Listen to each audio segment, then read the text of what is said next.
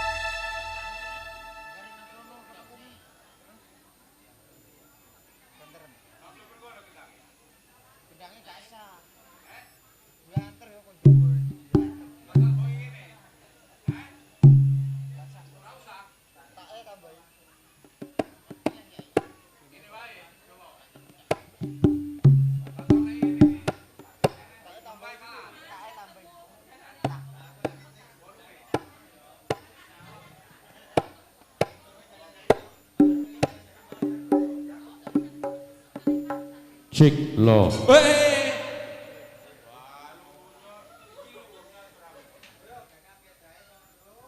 cek lo,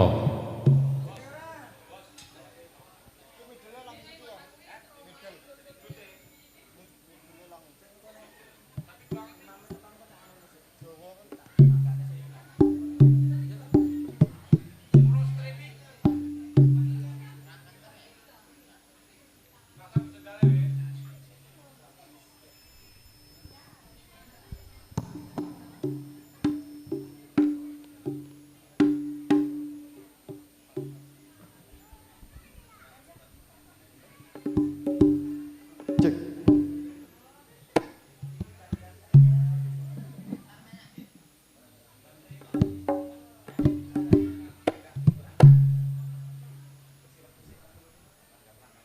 Jenson.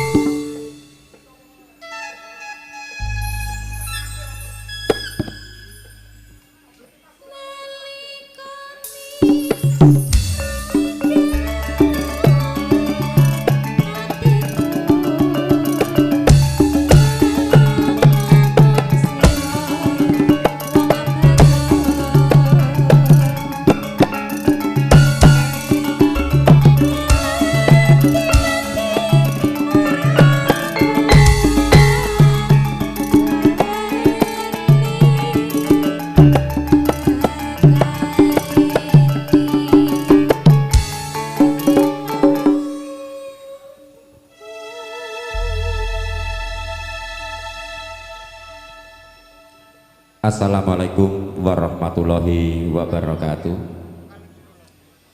Bismillahirrahmanirrahim. Alhamdulillahirabbil alamin. Wassalatu wassalamu ala anbiya'i wal mursalin wa ala alihi washabihi ajma'in. Imamil muttaqin sayyidin gharil muhajjalin natahirin amma ba'du. Sebelumnya kami mengucapkan selamat datang kepada rombongan mempelai pria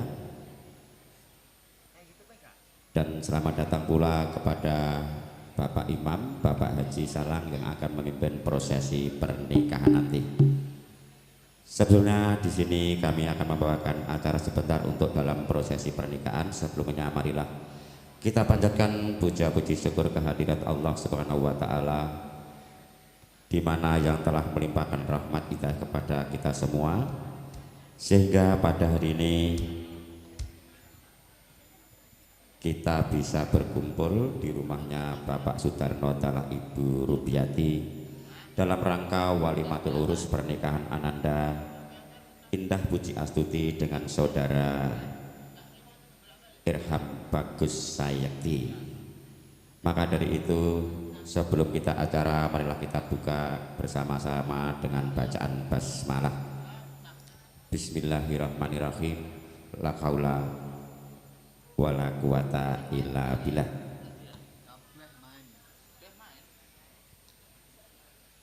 Maka dari itu bila waktu sudah menginjak prosesi pernikahan, mana Bapak Samadi tadi? Kami mohon calon mempelai pria untuk dibawa keluar beserta saksi-saksi karena waktu sudah menginjak prosesi dalam pernikahan.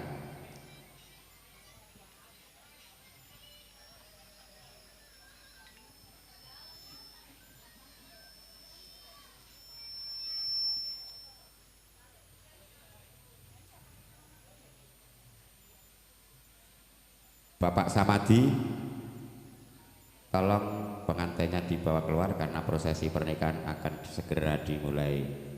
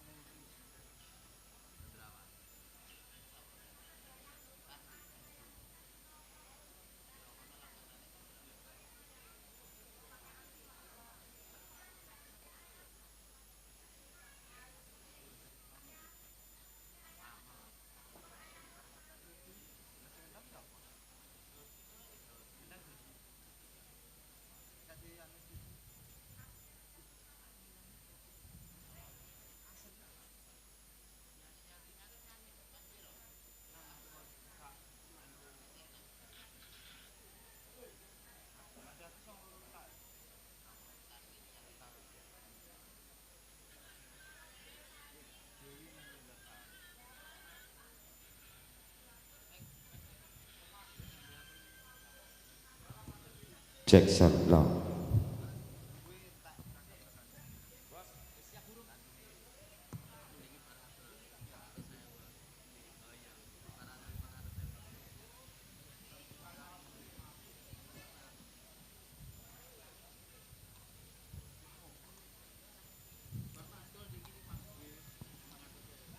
Assalamualaikum warahmatullahi wabarakatuh. Kunjo atur dumateng panjenenganipun Bapak Sayoko dalasan Bapak Insinyur Heru Sukoco kandhane wekdal ijab kabul sampun badhe dipun angkah pramila kula suwun menyiapkan diri kangge nyekseni wontenipun acara ijab kabul lan ugi panjenenganipun Bapak Sudarno kula suwun ingkang tumuju dhateng lokasi pernikahan. Kepada Bapak Imam yang kami hormati Bapak Haji Deng Salang, kiranya waktu sudah bisa dimulai untuk acara ijab kabul. Kami persilahkan untuk menuju lokasi yang sudah disediakan. Terima kasih.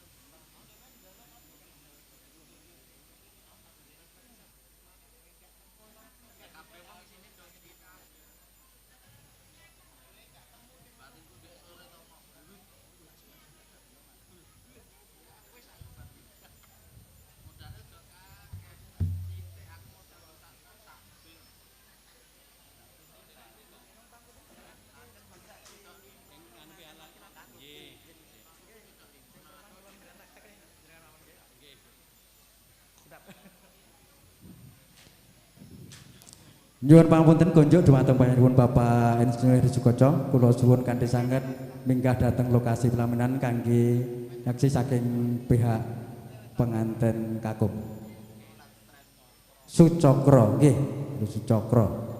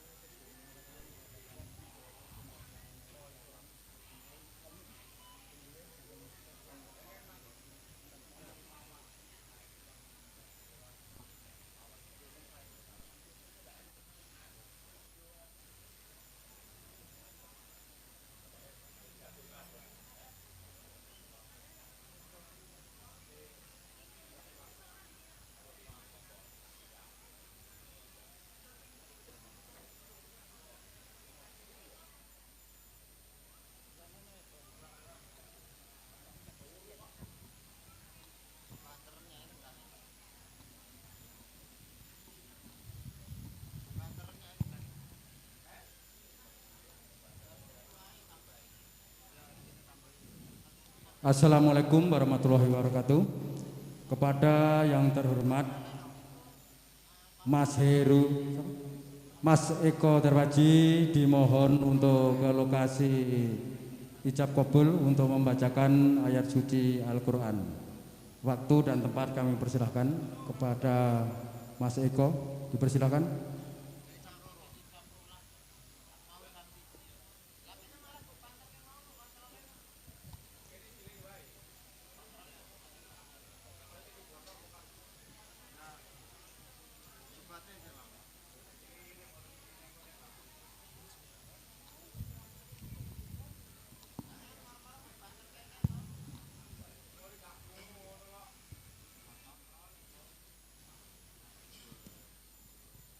Bismillahirrahmanirrahim. Assalamualaikum warahmatullahi wabarakatuh.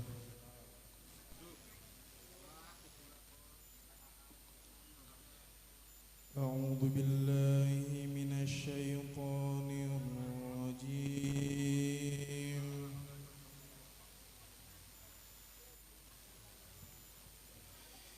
Bismillahirrahmanirrahim.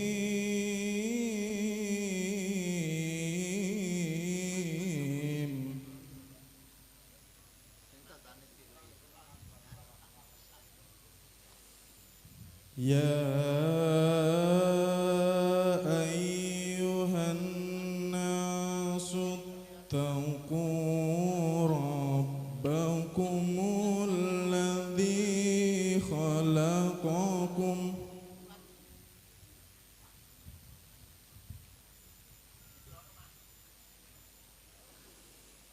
ittaqu rabbakumul ladzi khalaqakum min nafsin wahidatin wa khalaqa minha zawjaha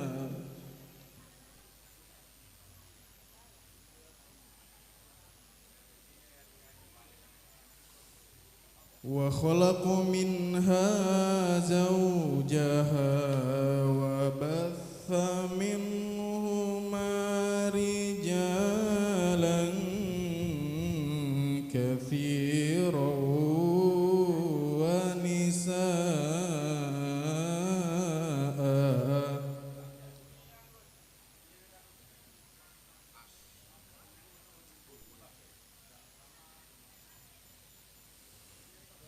واتقوا الله الذي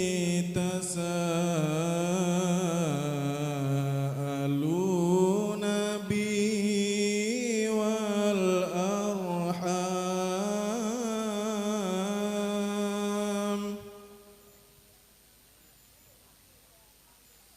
إن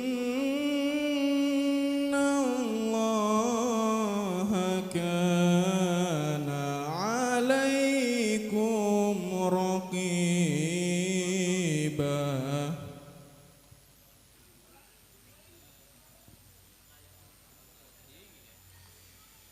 بسم الله الرحمن الرحيم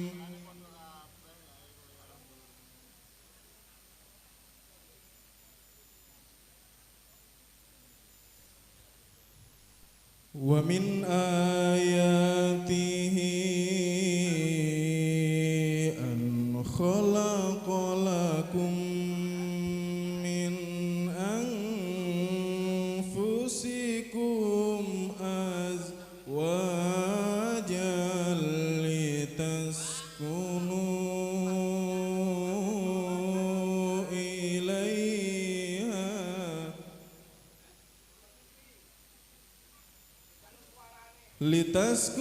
لتسكنوا إليها وجعل بينكم مودة ورحمة إن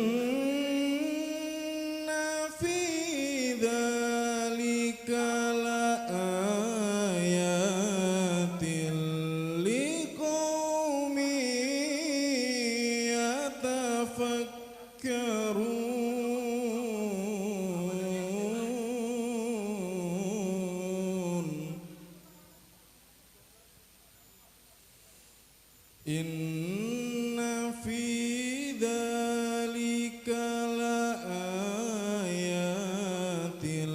liqaumin yatafakkarun.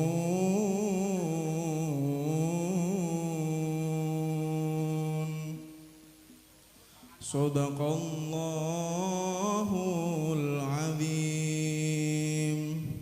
Sadaqallahul azim wa sadaqa rasuluhun nabiyul karim wa nahnu ala dzalika minasyahidin wasyakirin walhamdulillahi rabbil alamin.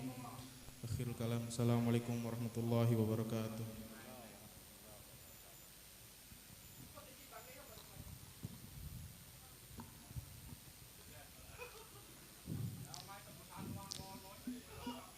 Terima kasih kepada beliau Bapak Eko yang sudah membawakan lantunan ayat suci Al-Quran.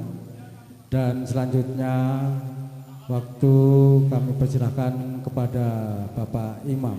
Terima kasih.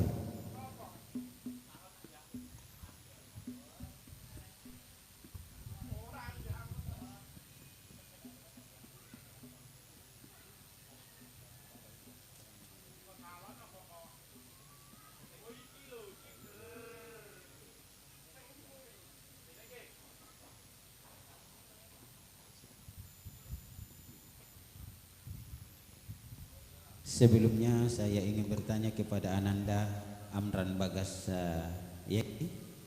Ini hari kita sehat-sehat? Ya, alhamdulillah. Tes. Ya.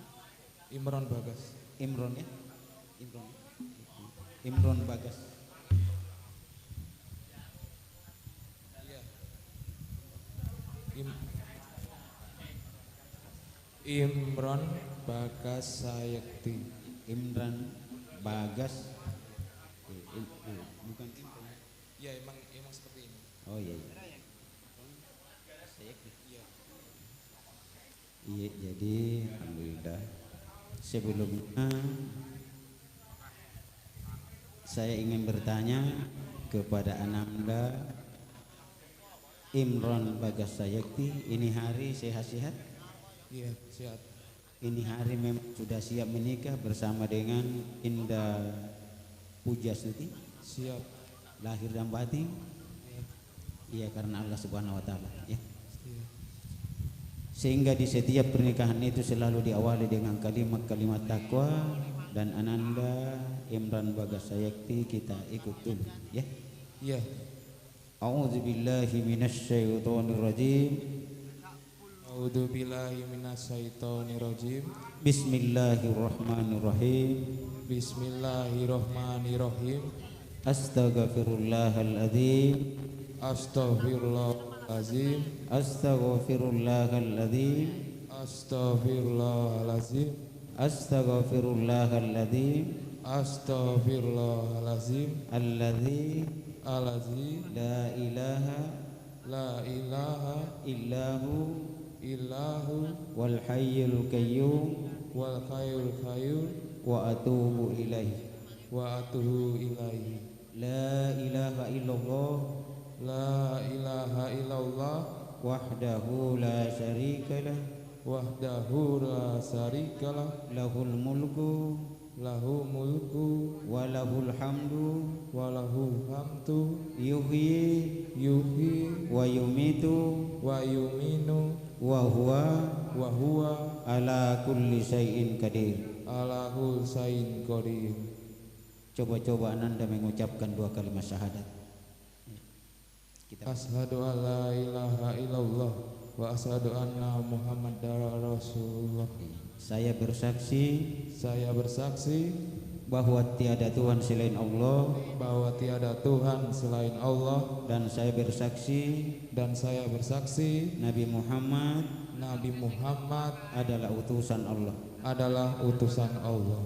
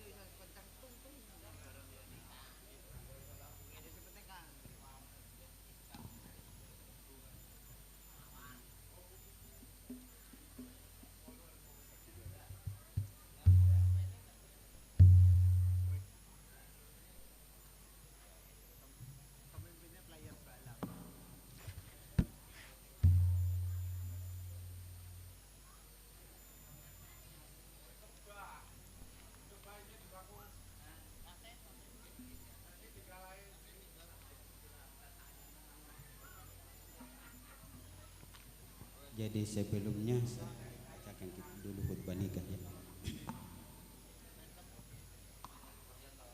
A'udzu billahi minasy syaithanir rajim. Bismillahirrahmanirrahim.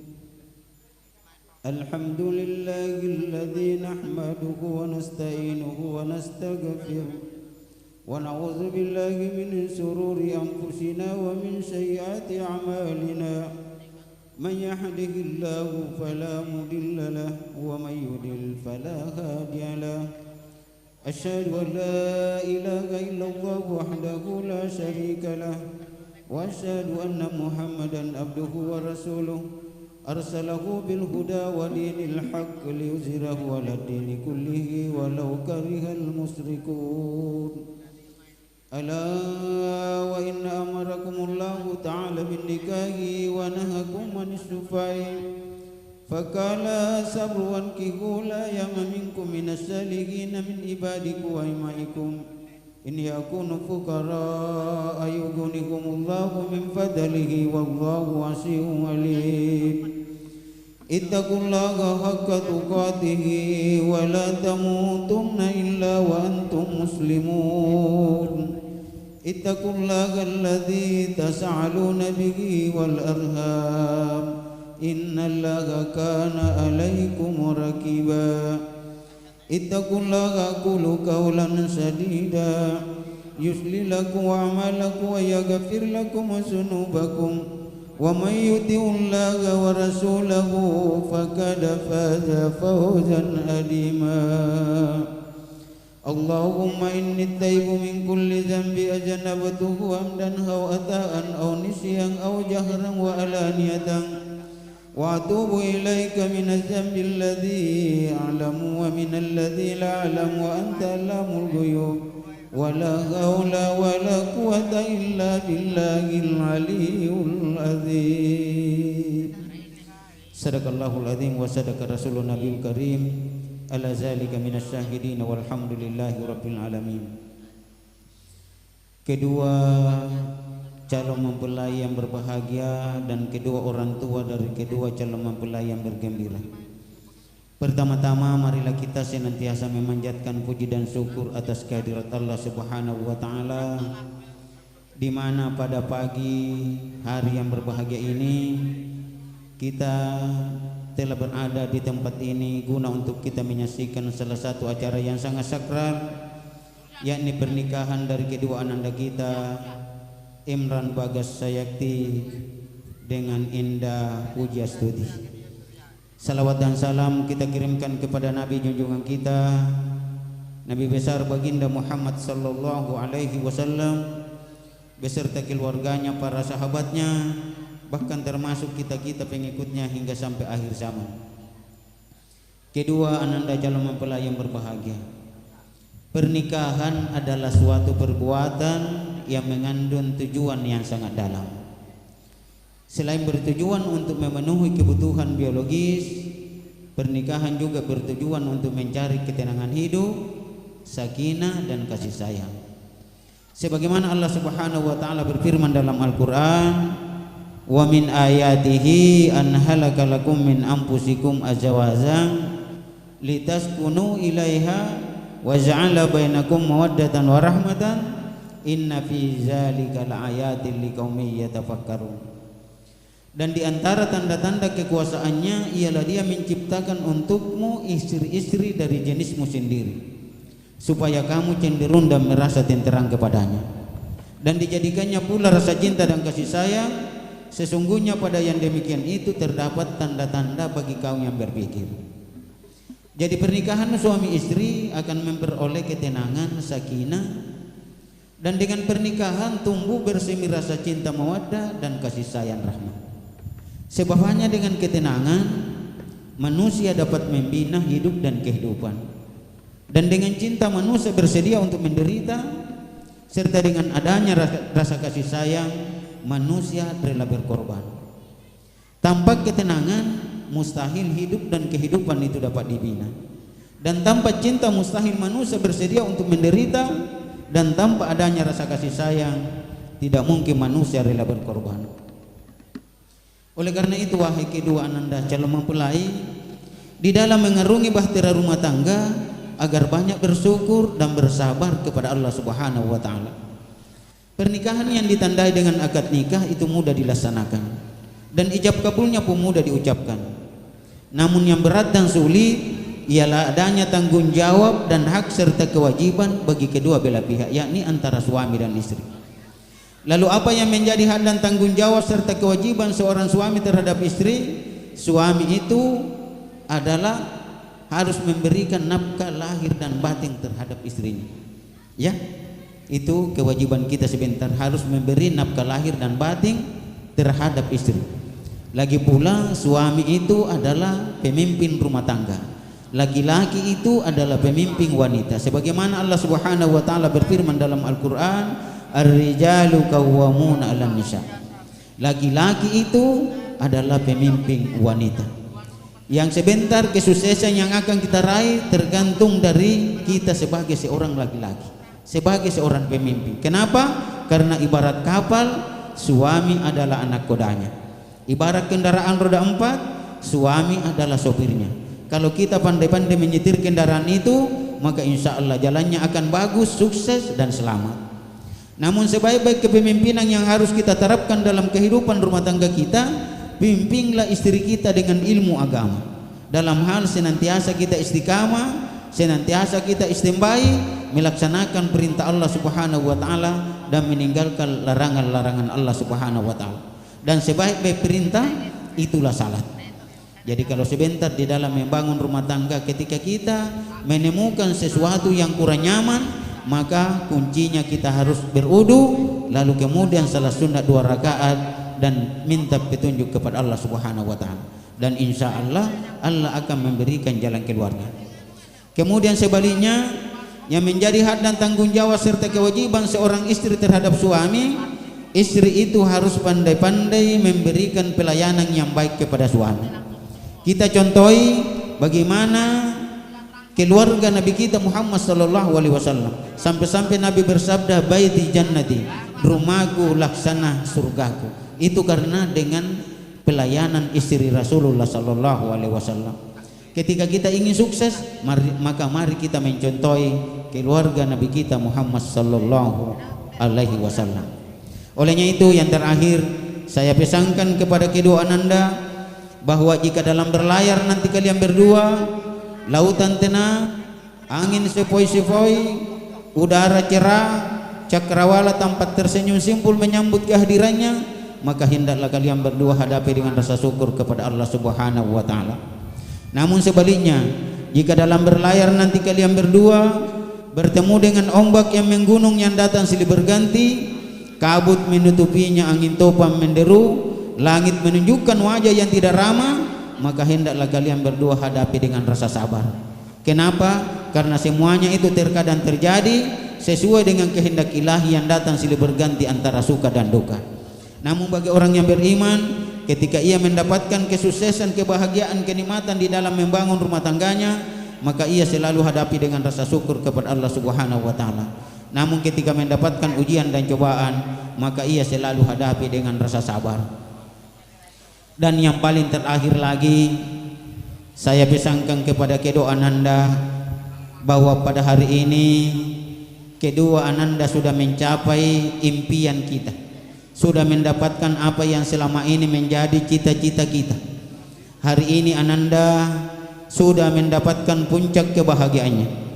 Namun yang perlu ananda ketahui bahwa kebahagiaan yang kita rasakan pada hari ini, semuanya itu kita tidak dapatkan tanpa pengorbanan keempat orang tua kita. Olehnya itu, hargai orang tua, ingat jasa-jasanya beliau, utamanya ibu kita, ibu yang mengidamkan, mengandung 9 bulan 10 hari, bahkan ibu melahirkan kita antara hidup dan mati, ibu yang membesarkan kita, mendidik kita, sampai hari ini kita sudah mampu dan dapat merasakan yang namanya puncak kebahagiaan kita. Begitu pula ayah kita, jangan pernah terlupakan jasa-jasanya. Beliaulah yang banting tulang siang malam tanpa pernah mengenal lelah, pergi pagi pulang sore, mencarikan nafkah kepada anak-anaknya demi untuk kebahagiaannya. Olehnya itu semuanya itu jangan pernah terlupakan, tetapi mari sekali lagi kita ingat jasa-jasanya.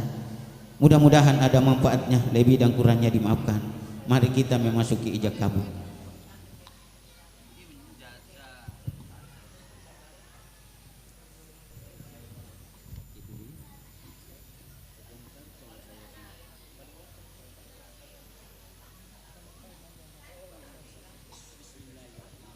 Dengan nama Allah yang Maha Pengasih lagi Maha Penyayang, saya terima amanah ini lahir dan batin karena Allah Subhanahu wa taala.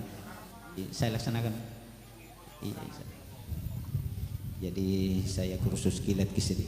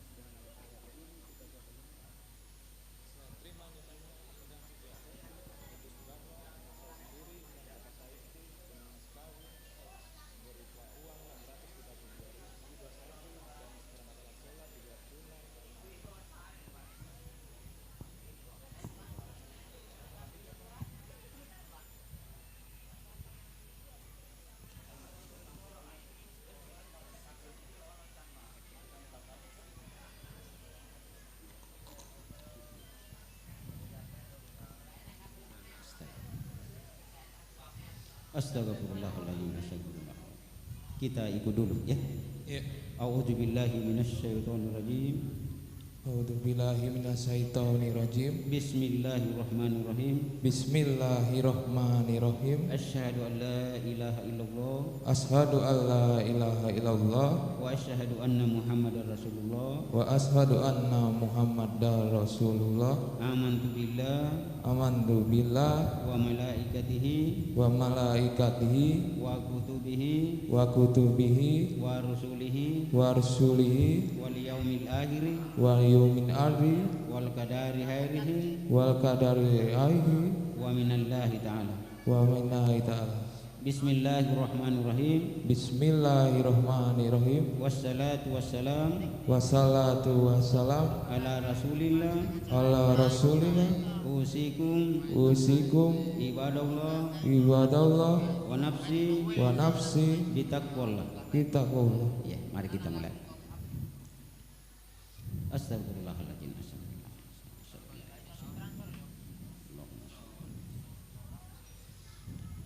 Bismillahirrahmanirrahim. Pada kesempatan dan hari yang berbahagia ini, atas nama penyerahan wali kepada saya nikahkan Ananda Imron Bagas Sayakti Saya dengan Ananda Indah Pujiastuti binti Sudarno dengan mahar berupa uang 632.000 bersama dengan seperangkat alat salat dibayar tunai karena Allah Subhanahu wa taala. Terima. Saya terima nikahnya Indah Pujiastuti binti Sudarno dengan saya sendiri Imron Bagas Sayakti dengan mas kawin seperangkat alat sholat dan uang 632.021 rupiah dibayar tunai karena Allah. Alhamdulillah, kita sudah dengarkan bersama Ananda kita Imron Bagas Sayakti tadi menyampaikan ijab kabulnya dengan khusyuk, bagus, sukses dan selamat. Olehnya itu mari kita berdoa semoga kedua Ananda kita ini dapat sampai ke pulau harapan yang bahagia dan hakiki, dan insya Allah sebentar akan dijadikan keluarga yang bahagia, sakinah mawaddatan warahmatan, dijadikan keluarga yang sehat, dipanjangkan umurnya, dilapangkan rezekinya, dikaruniai keturunan yang baik, keturunan yang soleh dan soleha, keturunan yang senantiasa taat kepada perintah Allah Subhanahu wa taala, patut kepada kedua orang tuanya, berguna bagi agama, bangsa dan negara. Mari kita berdoa. A'udzubillahi minasyaitonirrajim. Bismillahirrahmanirrahim. Alhamdulillahirabbil alamin, hamdan naimin, hamdan syakirin, hamdan yuafi ni'mahu wa yukafi majidah. Ya Rabbana lakal hamdu kama yanbaghi li jalali wa azika wa adimi sultanika. Allahumma salli ala Muhammad wa ala Muhammad. Allahumma Rabbana taqabbal minna innaka antas samiul alim wa tubu alaina innaka antat tawwabur rahim. Allahumma alif bainahuma kama allafta baina Adam wa Hawa wa baina Muhammadin sallallahu alaihi wasallam wa Khadijatul Kubra radhiyallahu anha. Allahumma alif bainahuma kama allafta baina Yusuf wa Julaiha wa baina Ibrahim wa Siti Sarah. Allahumma alif bainahuma kama allafta baina Sayyidina Ali bin Abu Talib wa Siti Fatimah as-Sahra binti Rasulullah sallallahu alaihi wasallam. Allahumma arinal haqqa haqqa warzuqna tiba'ah wa arinal batila batila warzuqna jatinaba. Rabbana la tuzigh qulubana ba'da idh hadaytana wa hab lana min ladunka rahmah innaka antal wahhab. Rabbana atina fid dunya hasanah wa fil akhirati hasanatan wa qina azabannar wadal jannah ma'al abrar ya aziz ya ghaffar ya rabbil alamin. Wa sallallahu ala sayyidina Muhammad. Subhana rabbika rabbil izzati amma yasifun ya salamun alal mursalin walhamdulillahi rabbil alamin. Al-Fatihah. A'udzu billahi minasy syaithanir rajim. Bismillah. Alhamdulillahi rabbil alamin arrahmanir rahim maliki yaumiddin. Iyyaka na'budu wa iyyaka nasta'in ihdinas siratal mustaqim siratal ladzina an'amta 'alaihim ghairil maghdubi 'alaihim waladdallin. Amin amin amin.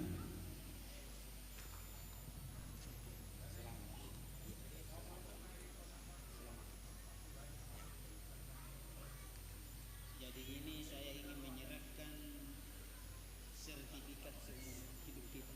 Jadi ini ibarat pengendara kendaraan. Ini adalah SIM kita. Kalau kita sudah punya SIM berarti kita sudah bebas mengendarai kendaraan kita. Kita mau pakai kemana? Kita mau pakai lari naik, lari turun dan sebagainya itu terserah dari kita karena ini SIM-nya kita terima.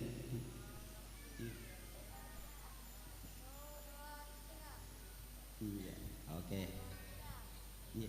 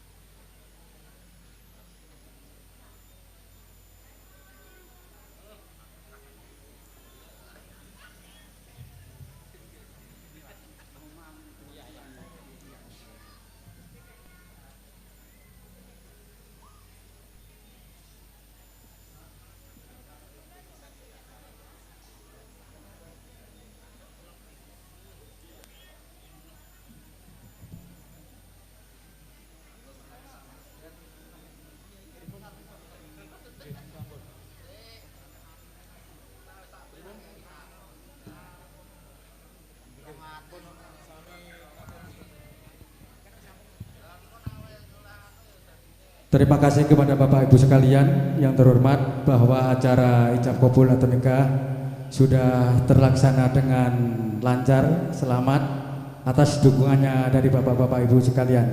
Selanjutnya waktu kami persilakan kepada Bapak Pranoto Adiwicoro. Terima kasih.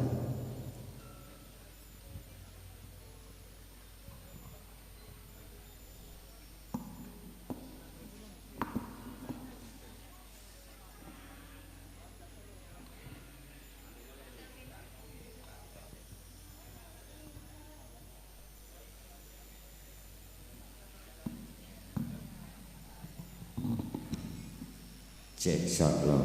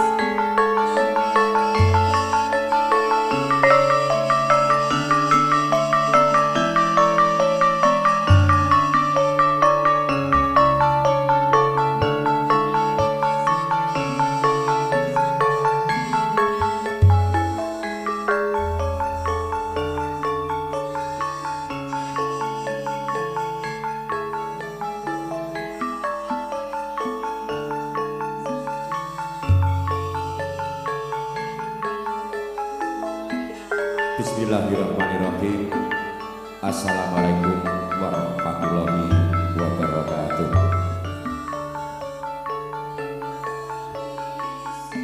Para bini sepuh, sesepuh aji sepuh ingkang kono ing pamawas miwah ledeng pitutur. Para sarjana sujaning budi mongko dadya pandham-pandheming para kawula dasih ingkang tansah pinundi. Dumateng panjenenganipun rombongan temanten kakung saking keluarga besar Bapak Sayaka dalam Ibu Sing Handayani ingkang tansah kinurmatan. Sagunging para tamu kakung miwah putri ingkang maha berbudi dharma. Sumrambah dumateng kadang-kadang taruna muda ingkang tansah kawula tresnani. Saderengipun kula nyuwun agunging samudra pangsani hawit cuman koko jumeneng kepil kamaradikan wonten hatika sami. Hawit ing mriki kula sinaraya ngembandharu saking panjenengan kadang kula sepuh Bapak Sudarno dalam Ibu Rubiati. Anggenipun badhe netepi darmaning sepuh amika putra Mahargya Siwi. Nuringgih Roro Ayu endah puji astuti ahli madya farmasi. Ingkang sampun ijab kabul kayang bagus Imron Bagas Sayekti ahli madya arsitek kirang langkung tabuk sedasa kanthi lulus Sraharja Nirpinda Nirsambikala. Manambung ing mriki panjenenganipun Bapak Sudarno dalah Ibu Riyanti dereng marang ing penggalih kalamangka deleng ambuka.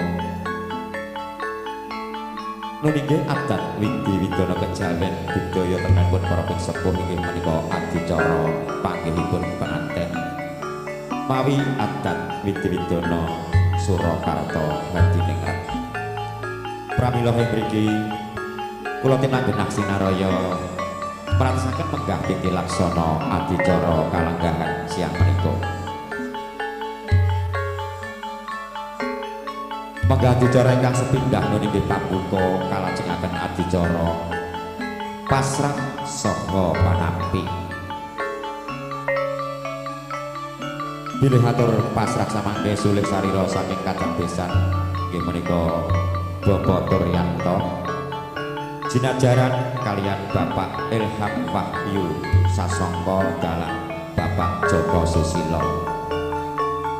Bilih atur panampi samangke sulih sarira saking ingkang hamengga ganti Bapak Sudarno inggih menika Bapak Samadi Sabto Diwirya jinajaran Bapak Agus Suardiono dalam Bapak Sugeng. Paripurnaning adicara pasrah saha panampi kalajengaken adicara panggihipun penganten.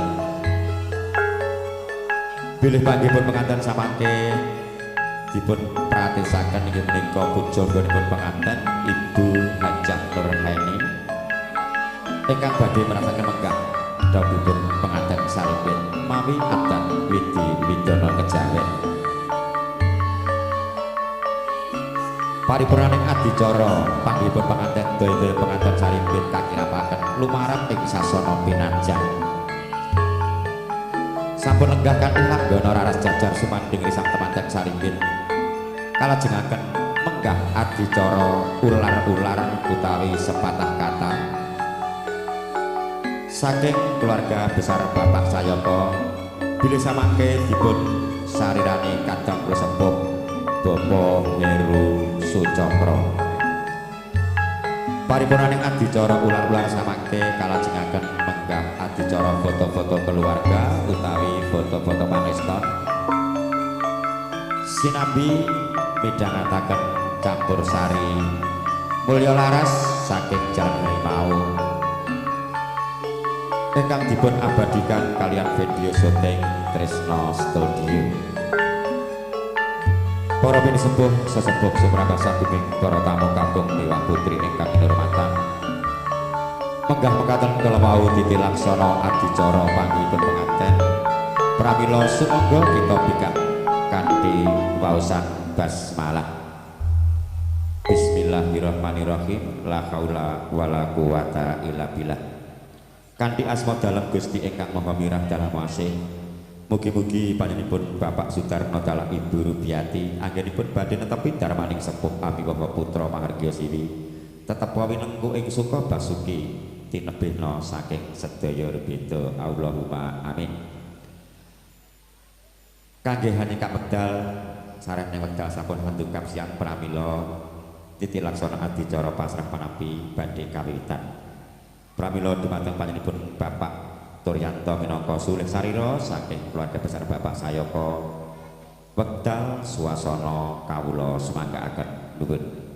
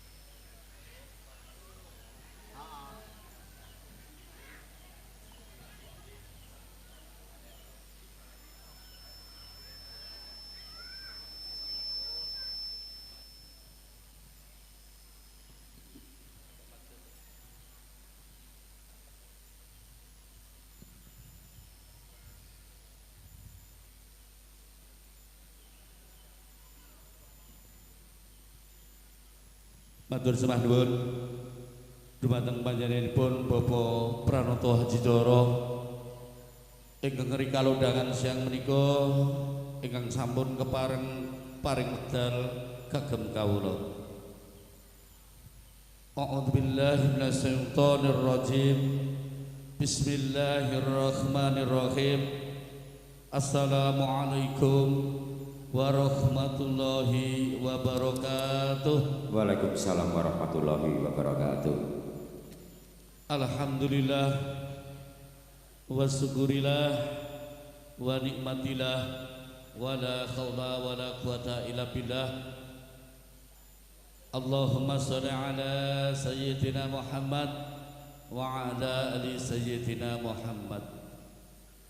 Wa min ayatihi an khalaqalakum min anfusikum azwajan litaskunu ilaiha wa ja'ala bainakum mawaddatan wa rahmah. Inna fi dzalika laayatin liqaumin yatafakkarun. Wa qala aidan Allahumma barik lana fi Rajaba wa Sa'bana wa balighna Ramadana. Sadaqallahul azim. Amin pasang palimang tabe iladina mugi sinabekna ing iladuni. Mugi tinebena saking tulak sarik siku denaning Gusti ingkang murbeng dumadi.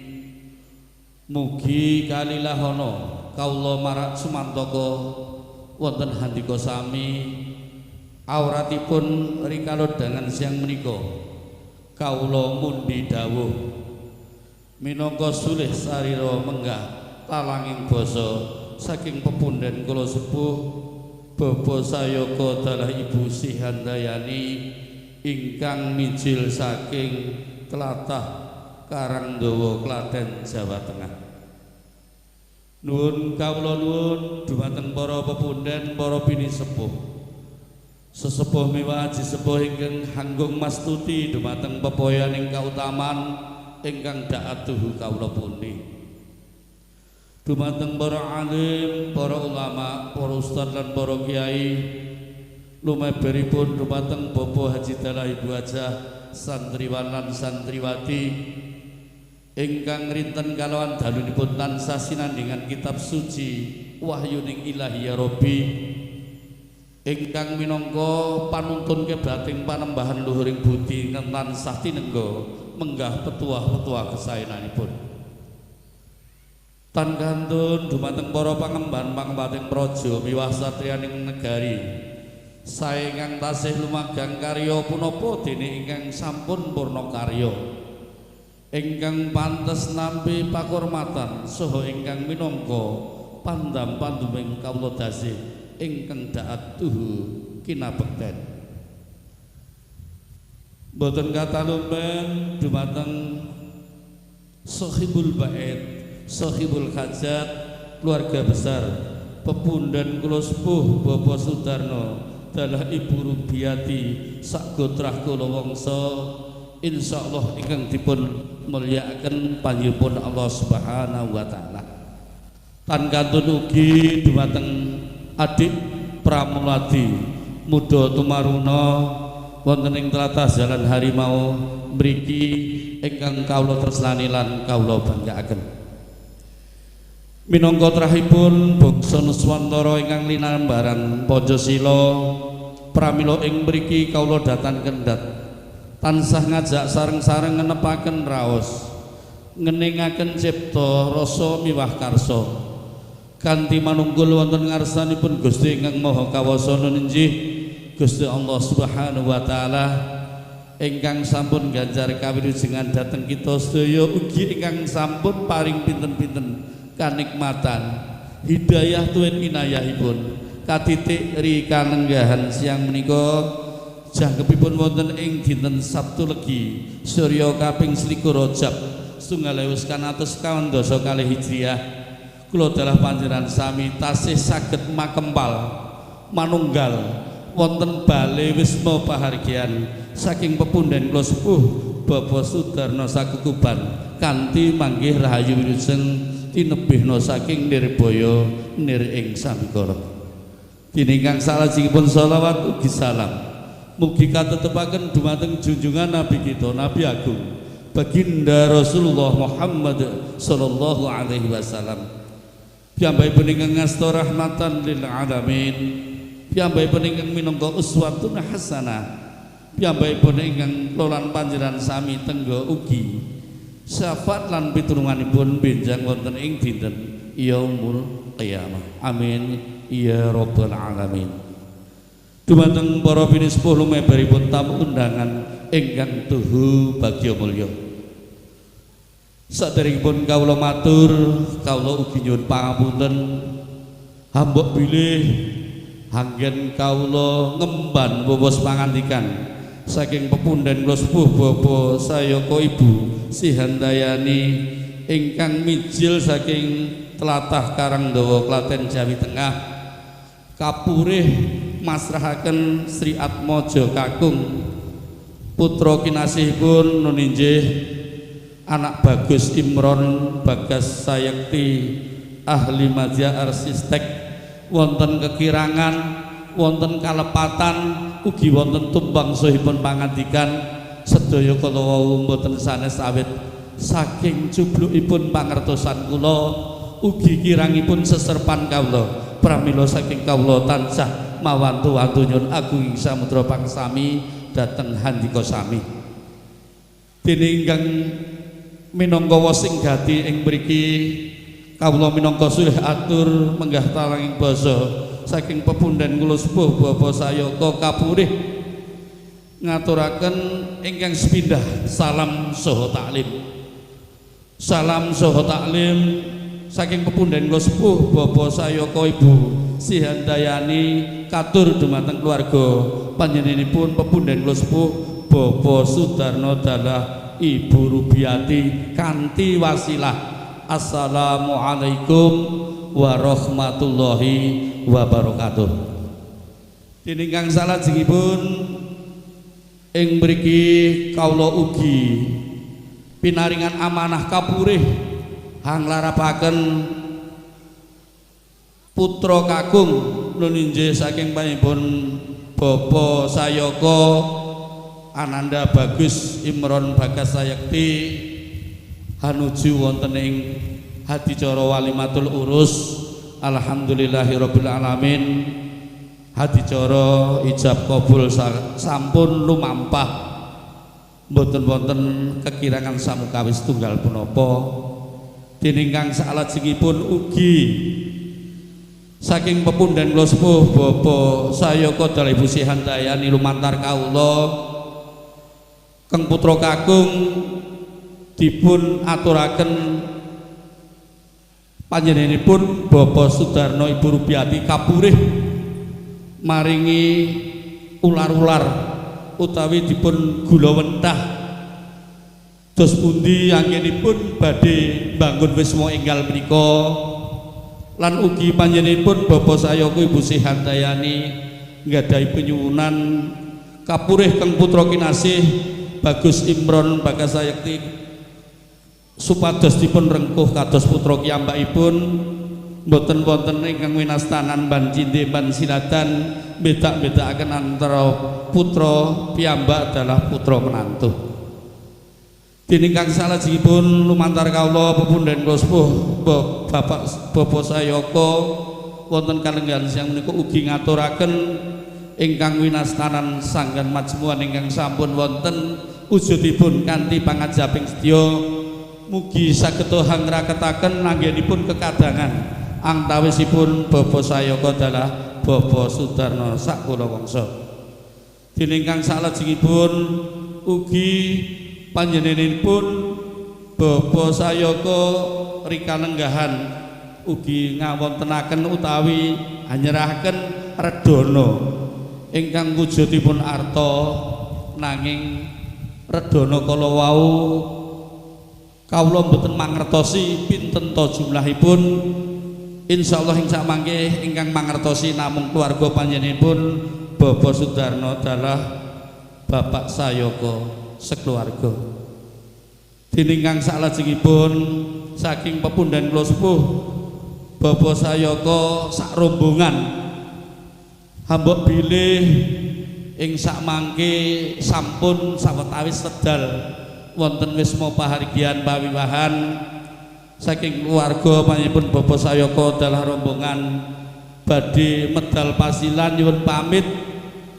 Mugi-mugi lampahipun saking tlatah Jalin Harimau mriki Makassar ngantos dumugi dalem tujuanipun pepundhen kula sepuh Bapak Sayaka saged lumampah rancak lancar mboten wonten alangan setunggal punapa-punapa.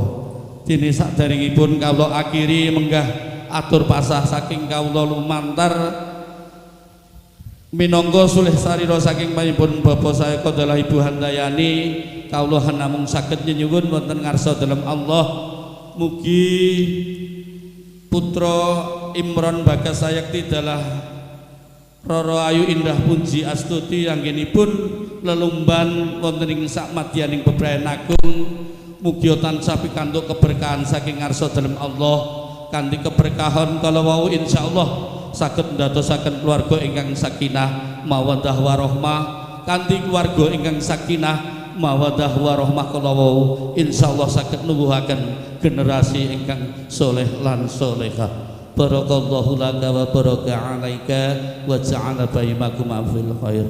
Mekaten ingkang saged kawula aturaken menggah kirang langkungipun saking kawula pribadi tansah mawantu-wantu nyuwun agung ing samudra pangasami sekul gurih ulam lembaran mundhut roti wonten ing kutha Banten ambok bilih wonten kalepatan kawula pribadi tansah nyuwun pangapunten. Ingkang akhiripun saking kawula cekap billahi taufiq wal hidayah usikum wa nafsihi bitaqwallah. Assalamualaikum warahmatullahi wabarakatuh. Waalaikumsalam. Wekdal sawetahipun kawula wangsulaken dumateng panjenenganipun Bapak Pranoto Hadicara malih.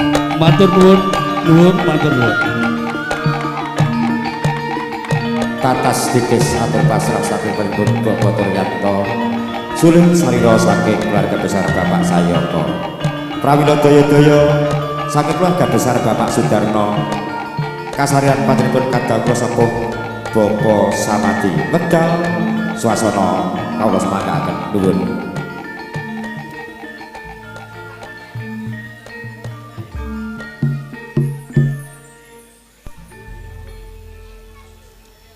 Assalamualaikum warahmatullahi wabarakatuh. Waalaikumsalam warahmatullahi wabarakatuh.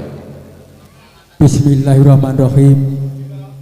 Alhamdulillahi rabbil alamin wa bihi nasta'inu ala umridin wassalatu wassalamu ala asrofil anbiya'i wa mursalin amma ba'du.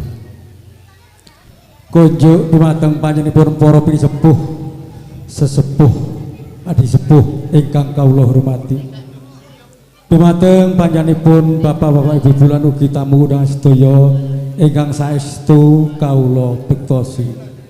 Lan ugi boten kasupen, boten katalumpen dumateng panjenenganipun adik-adik muda tumaruna ingkang saestu kawula tresnani. Alhamdulillah, alhamdulillahirabbil alamin. Puja dalasan puji syukur kita aturaken wonten ngarsa dalem Allah Subhanahu wa taala.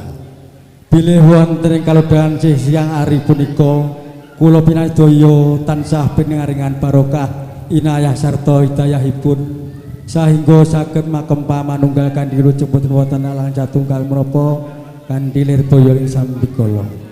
Lan ugi boten kasupen, boten katalumpen selawat sarta salam monggo sareng-sareng kita kintunaken dumateng junjungan kita Nabi Allah Nabi besar Muhammad sallallahu alaihi wasallam ingkang sampun kepareng pitah dumateng kawula pinangan sedaya lan ugi saestu ingkang kita tenggo-tenggo syafaatipun ngantos wonten ing akhir supados kita umatipun kalebet kawula pinangan sami kalebet pinangan sedaya amin ya rabbil alamin.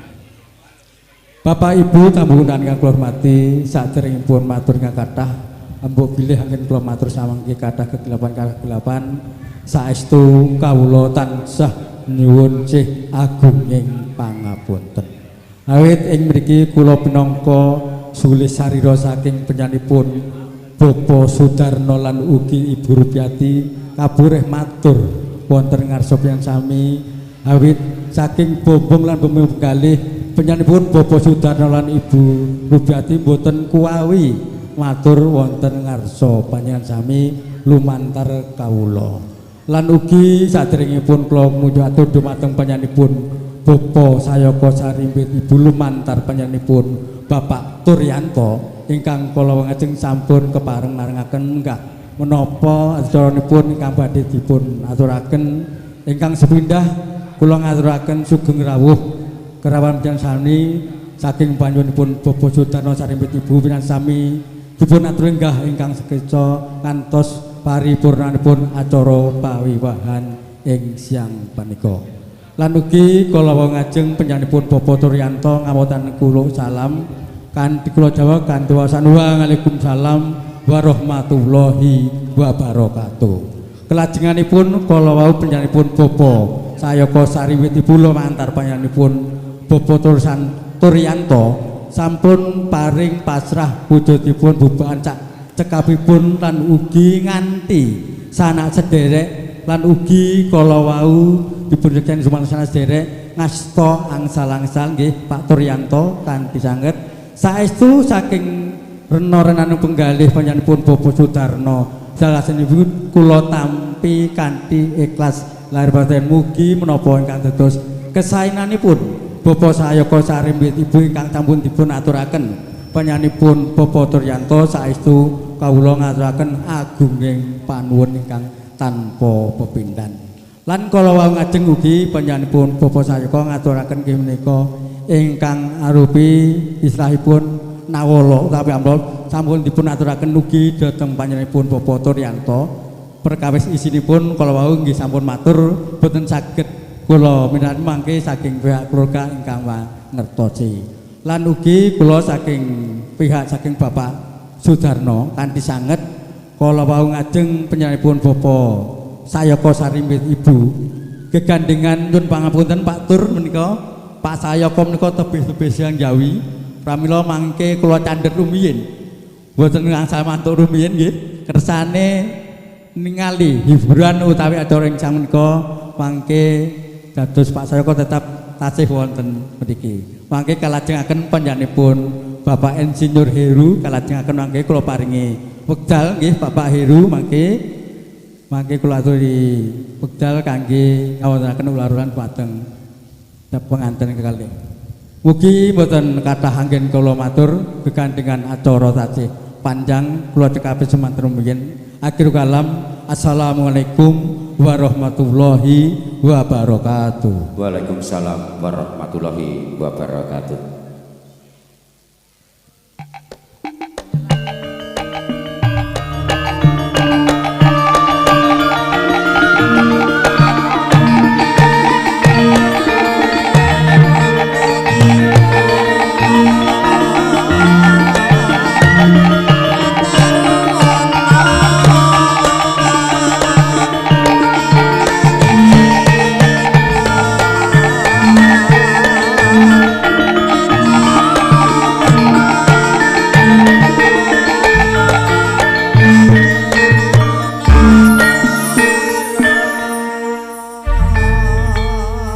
Para bini sesepuh sumrambah sagunging para tamu kakung miwah putri kaki nurmatan paripurna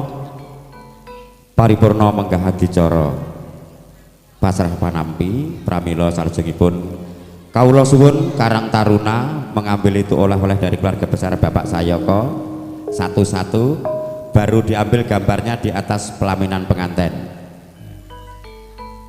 Monggo Mas gugur gunung dados baris dulu Mas di pelaminannya supaya diambil gambarnya.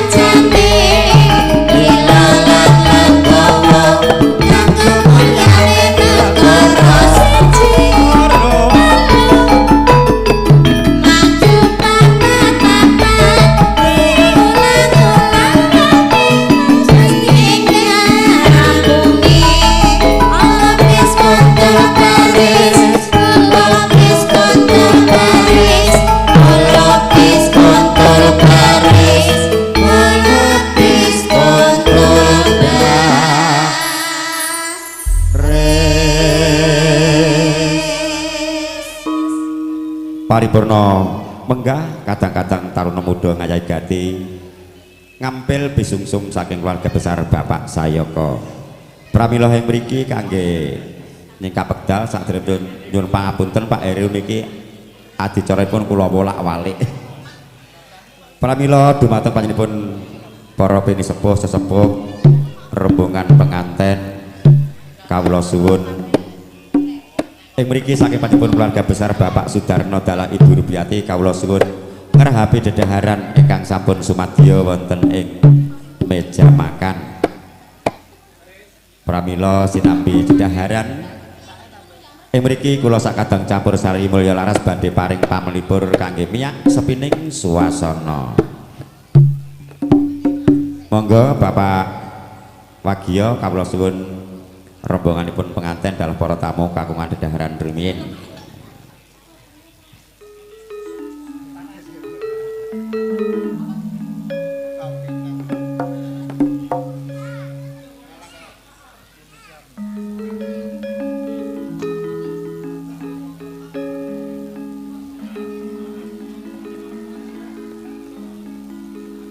Sepindah malih dumateng rombongan penganten kakung keluarga besar Bapak Sayaka kawula suwun dedaharan rumiyin sinambi ngrantu adicara panggih awit temanten nembe wulas wadana ngrasuk busana. Monggo jeng Lina. Pripun Kang Mas? Ya, kalau bengok lungguh-lungguh sih. Bawa, Mbak. Bawa. Bawa.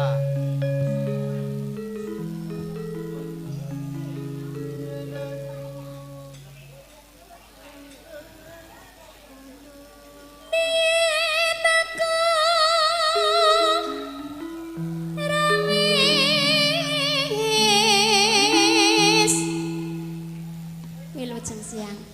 Mas Fajar saking Sinjai. Ya. Dari Sinjai itu. Dari Sinjai.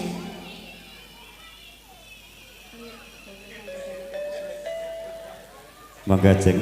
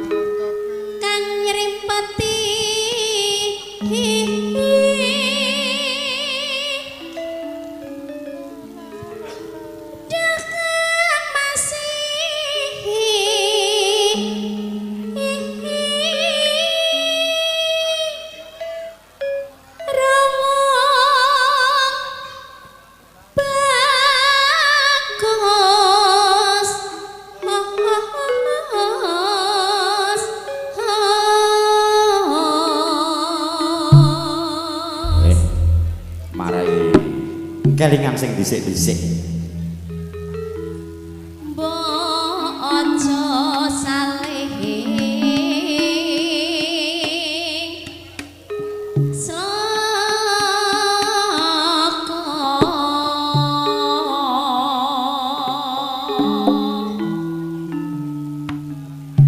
lan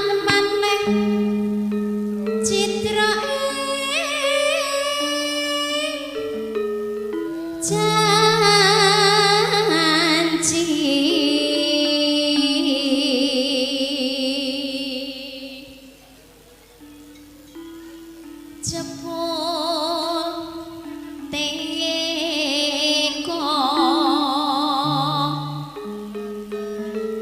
gandeng larang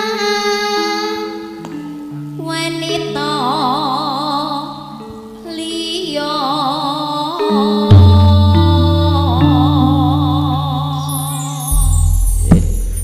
monggo langgamipun panggodan ing katresnan mandhap jenglina alon-alon mungkin ndak kelorot Jek niki spesial kanggo sapa kagem ingkang paling tebih ya Mbak oh iya meruput dek wengi teko kene kagem juga Bude yang di sana dadah Bude Mas Fajar dari Sinjai Spesial. Utara kanca lawas lin Jek monggo mandhap alon-alon ndak kelorot niki wajah kula tambah glowing mboten ya wes jos iya pesinden nyambi rias saiki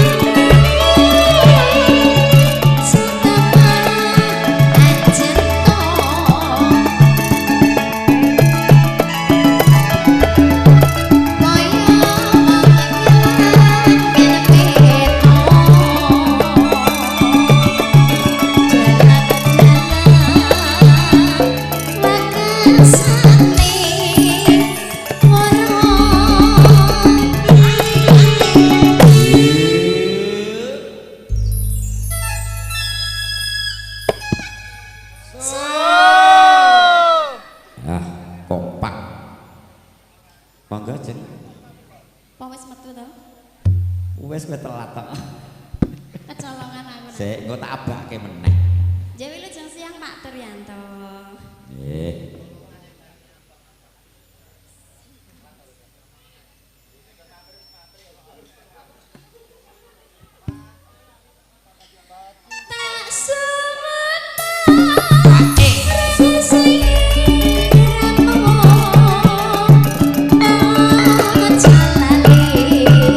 Janji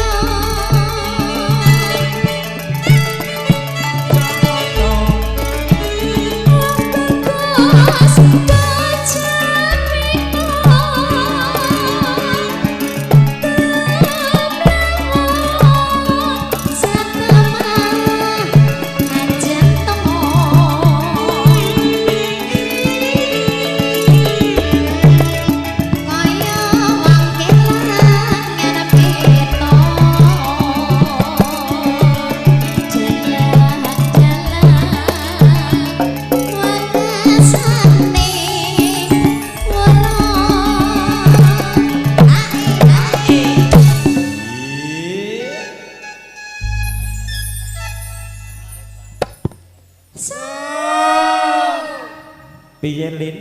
Kancamu sing saka ada? Pak Ipong. Nggih. Piye iki?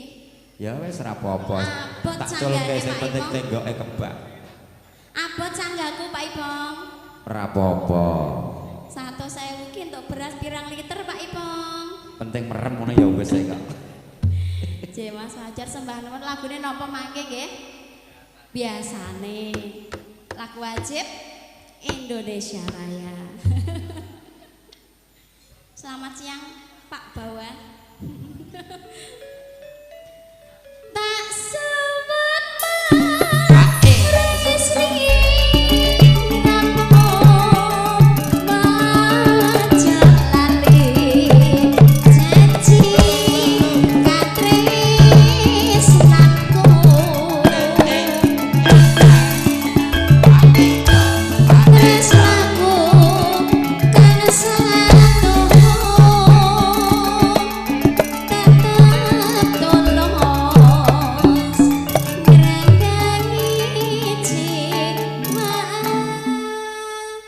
Pripun Mas Wagio? nggih sampun ngatur sembah nuwun. Nggih matur suwun Jeng Lina. Nggih.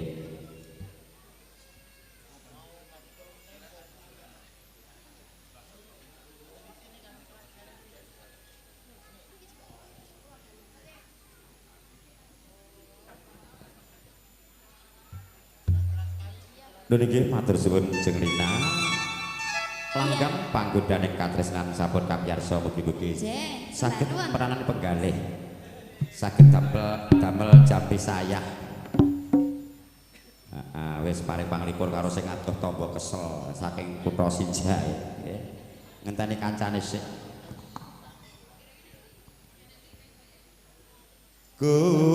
Gumlaring kang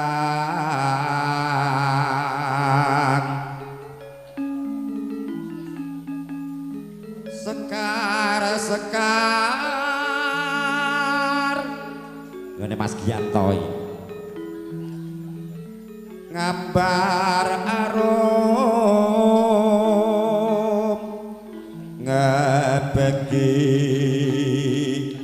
taman sari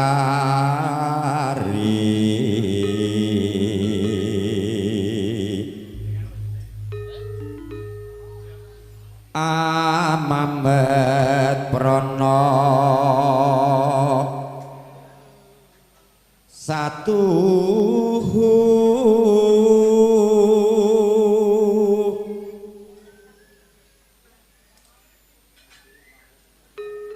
mobil 1592 dipindah dulu. Sekali lagi mobil dengan DD 1592 dimundurkan sedikit.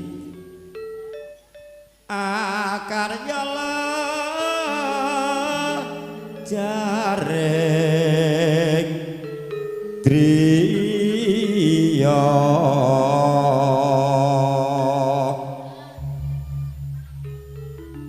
peksi ngoceh kumbang hambrengeng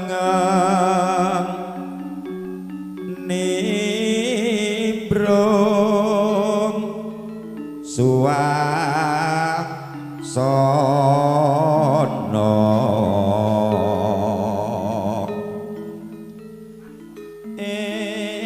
endah mulya lir amaning prohap sari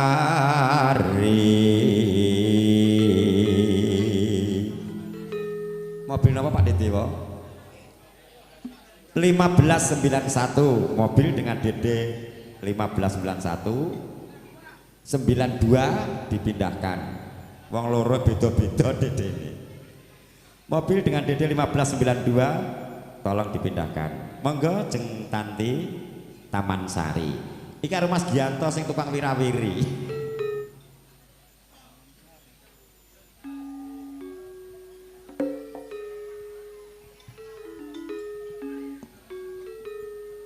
Kula celuk wae mriku Mas. Anaknya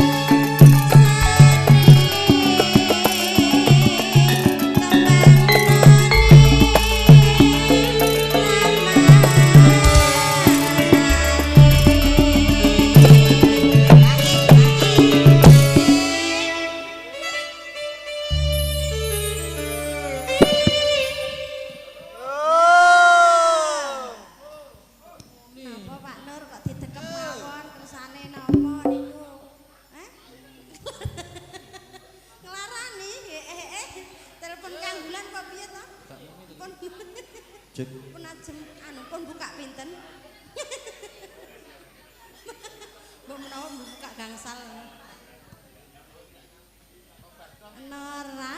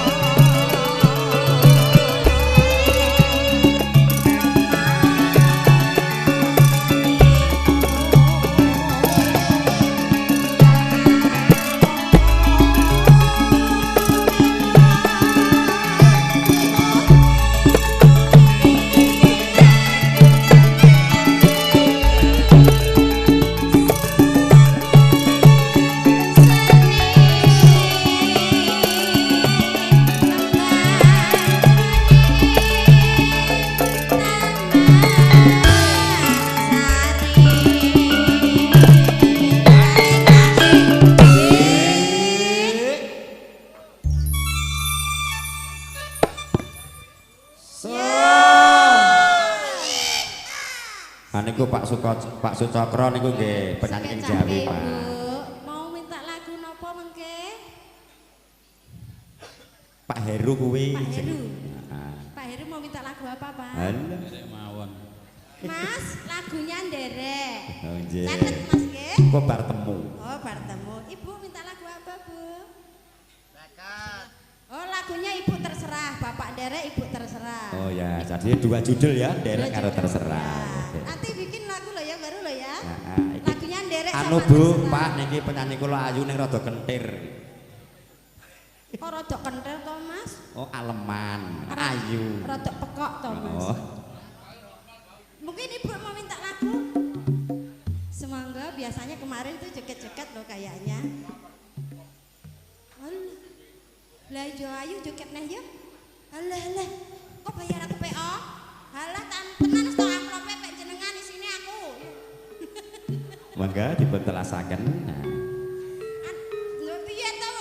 Lah kan kula kan berbagi jenengan amplope kula isine nek ngoten to. Cocok nih. Nah. Anu Ibu mau minta lagu apa ya? Lagu sembarang. Yang ketiga sembarang Mas lagunya. Ya, 3 judul. 3 judul terserah derek sama Yo, ndak maju dintekne. Ibu Sembarang to nggih. Ibunya juga monggo lagi. Dalem. Oh, tuku kaset jare Bapak.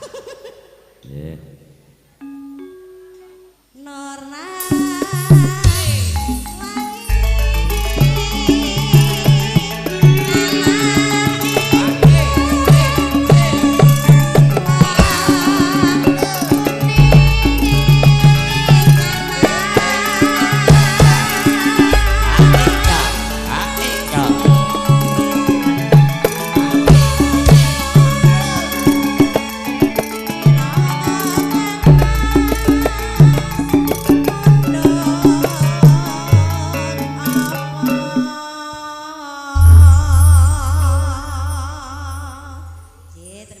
Nun nggih matur suwun Jeng Tanti melak napa wau Taman Sari sampun mugi-mugi saged damel jam pisayah dumateng keluarga besar dari Bapak Sayaka ingkang saking Jawi Karangdawa tangga. Dumateng panjenenganipun Ibu Hajah Nurhaini minangka pujangganipun penganten mbok menawi sampun penganten putri sampun anggenipun mulas wadana ngrasuk busana sampun paripurna pramila enggal-enggal kawula suwun kakanthi medal lumarap ngabiyantara mring para pinundi hawit adicara panggihipun penganten badhe kawiwitan.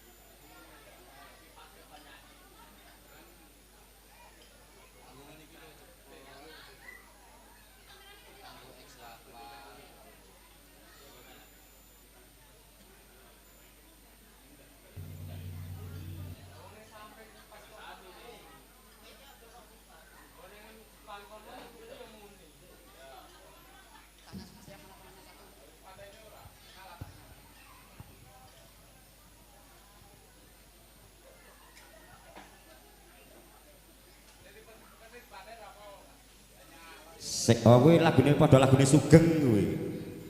Heeh, kuwi ora usah nyawer godhog wedang rekoso nyawer barang. Kowe tak kei. Nggih sekedap malih anggenipun ngulas wadana ngrasuk busana badhe paripurna pramila kalajengaken menggah adicara panggihipun temanten.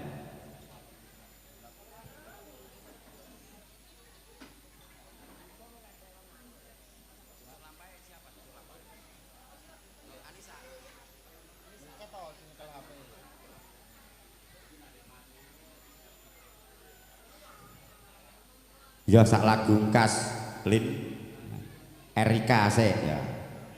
Monggo langgam wuyung katur penyanyi sing sangka Ngawi Karangbanyon. Penyanyiku sitok iki mung dhuwur tok ora lemu. Rene Nduk. Buyung.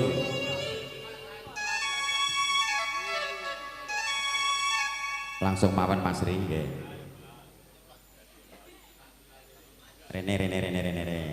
Rene Cahayu.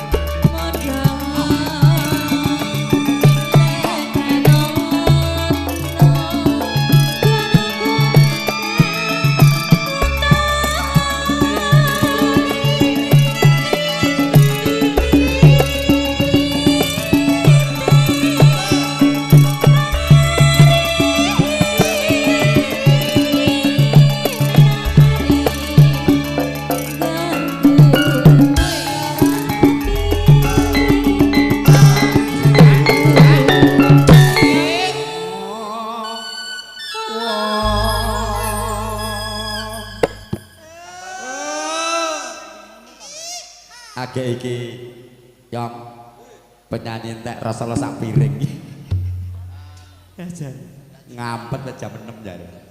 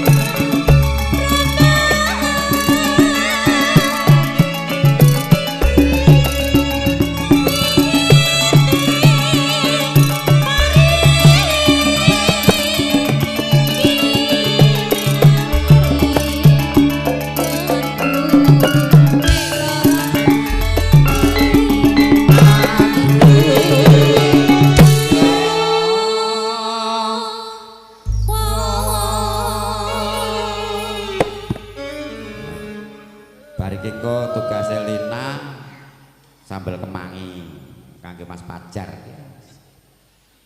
Gudak jari.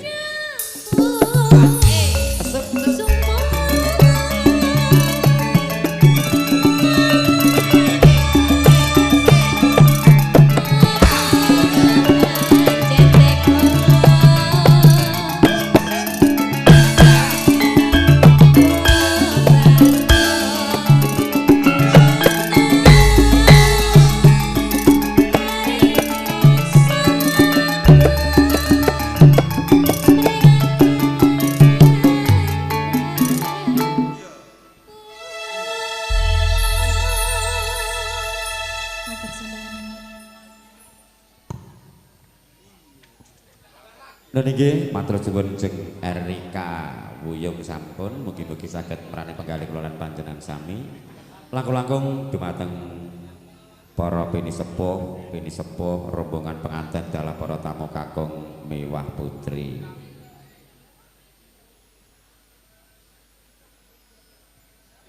Niki para bini sepuh sumrambah sagunging para tamu kakung putri kang kinurmatan. Rati rendet sawetawis pramila ing mriki monggo jeng Lina sak lagu khas pamendutanipun Mas Pajar saking kutha Sinjae sing ados iku ndak lali sambel kemangi niku nginep kok mboten mantuk ora apa-apa nginep kok pengen ngencangi anu ngancani kadang besan nggih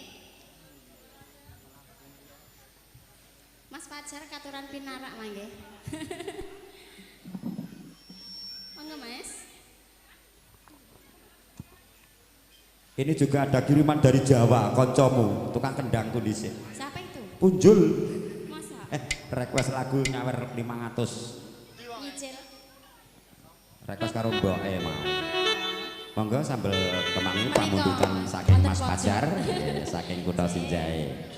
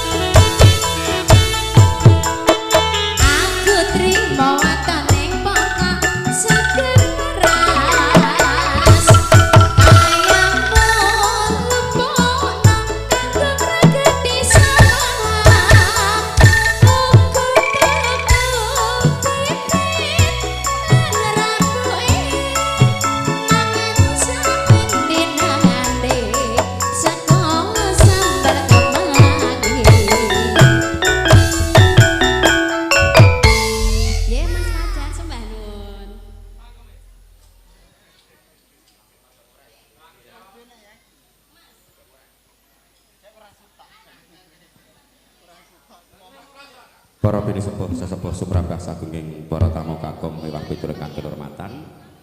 Kados sampun paripurna menggah temanten kekalih anggenipun gantos busana pramila ing mriki daya kalajengaken adicara panggihipun penganten. Dumateng panjenenganipun Ibu Hajah Nurhaini kawula suwun membimbing kedua penganten. Monggo Mas Ri kodhok ngorek manem Bromo.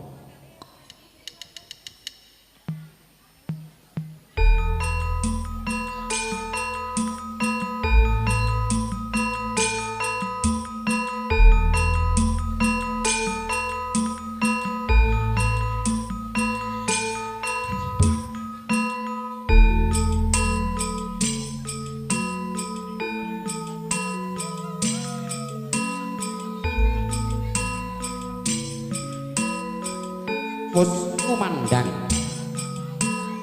suaraning kodhok ngorek mangungkung pratandha wahyu saking Kang Maha Agung.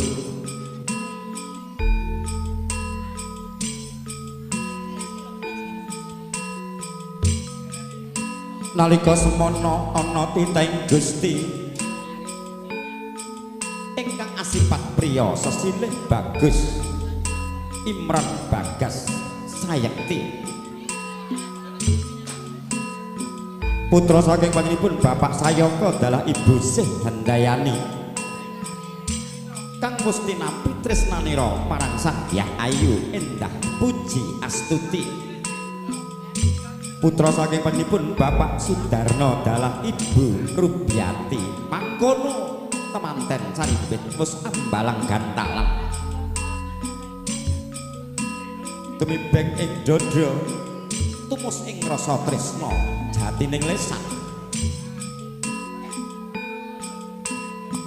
daya-daya temanten putri Siga sumungkem ring garawa tandha netepi darmaning wanita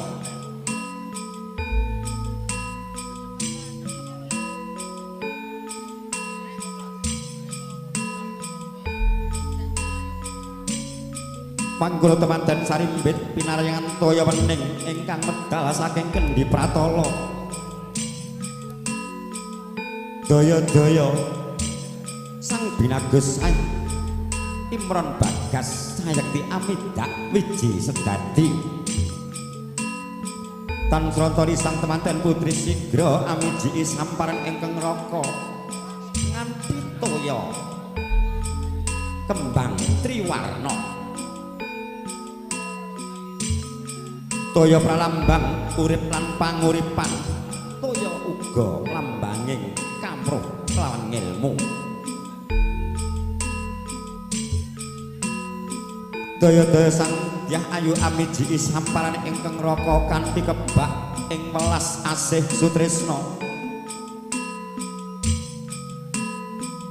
kaya-kaya datang pantes ingkang anuntun dumateng kiblating panembah kejawi Sang Binagus Imron Bagas Sayekti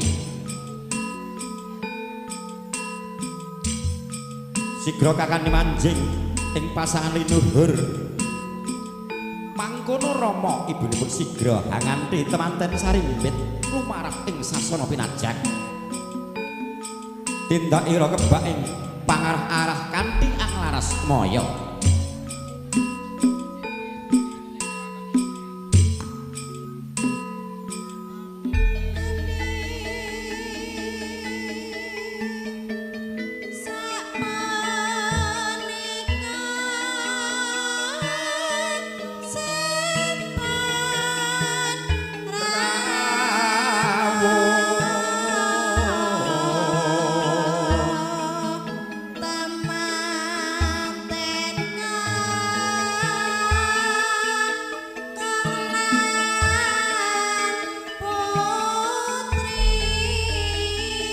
terus ngumandang ketawang laras moyo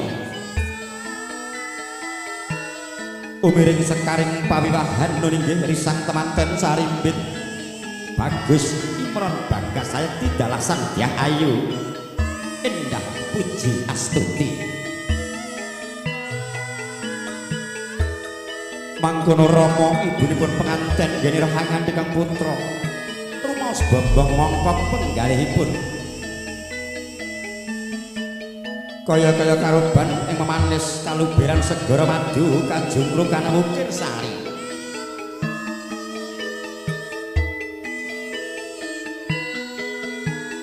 dasar temanten anyar cahyane gilar-gilar gandeng runtungan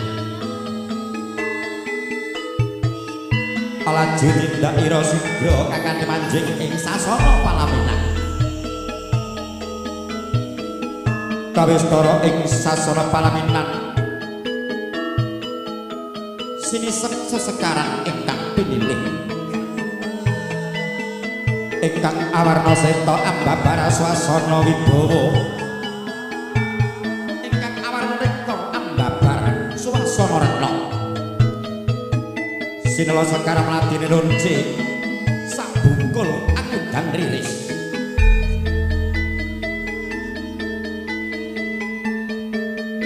daya-daya Bapak Sudarno dalah ibu kinurmatan kadang besan Bapak Sayaka dalah ibu Handayani katuran lenggah ing sasana pinajang Hawit Kang Putra Sarimbit arsa nyuwun donga pangestu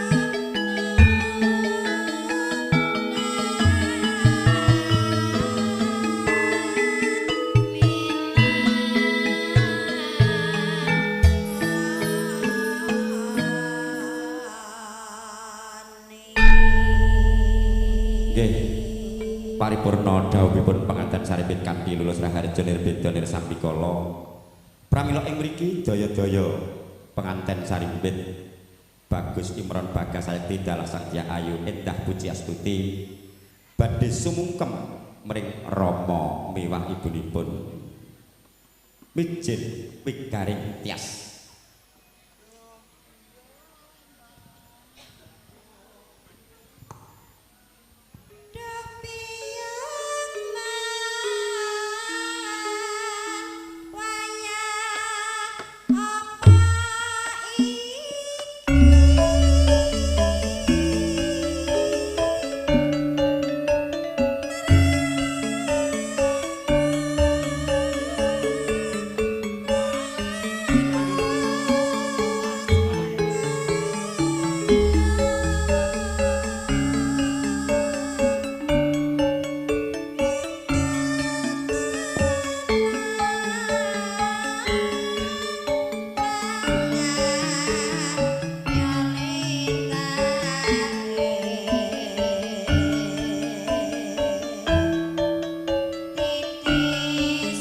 kados sampun pepak sinaroja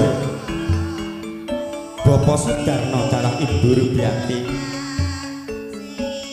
kinurmatan dumateng kadang besan Bapak Sayaka dalah Ibu Handayani monggo Ibu Haji prasaken temanten Sarimbit anggenipun sumungkem ring Rama miwah Ibu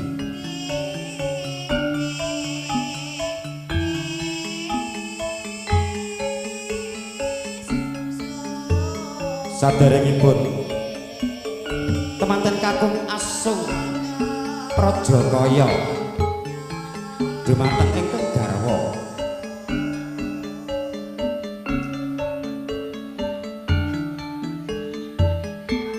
bilih pralambang tanggel jawabipun kakung marang ingkang garwa kedah paring boga wastra pilih wiji kang mentes beras kawak jagung kawak kedele kawak kang warna 17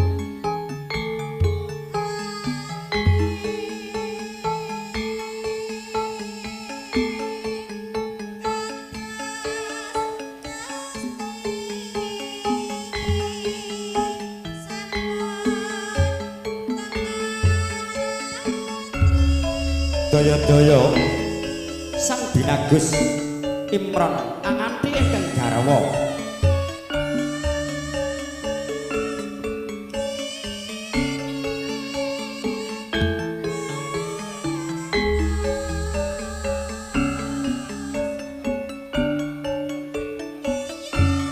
lumarap ngabiyantara mring Rama Ibu arsa minta donga pangestu Genira bebrayan tansah tinebihna saking sedaya rubeda cinaketna nugrahaning Gusti Rama bekti kula mongki kunjung kula putra kekalih ngaturaken sungkem pangabekti Rama Ibu saha nyuwun donga pangestu mugi anggen kula bebrayan tansah langgeng salami Rama. Iya ger anakku bagus Imron lan sira cah ayu endah.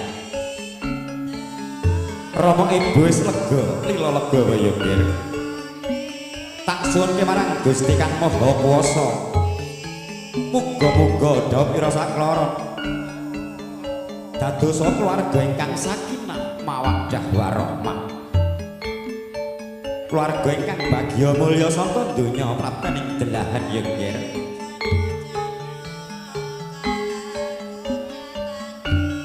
Apa to darunane menggah temanten carimbit sumungkem ring Rama miwah Ibu. Sumungkem ring Rama eling durkalane dadi papane yo lantaraning tumuwuh. Ingkang sembada angukir jiwa raga. Sumungkem ring Ibu eling duk kalane dadi papane yoga brata sak lamiyana candra dasa ari saha ingkang angleliding kalene semana nganti dewasa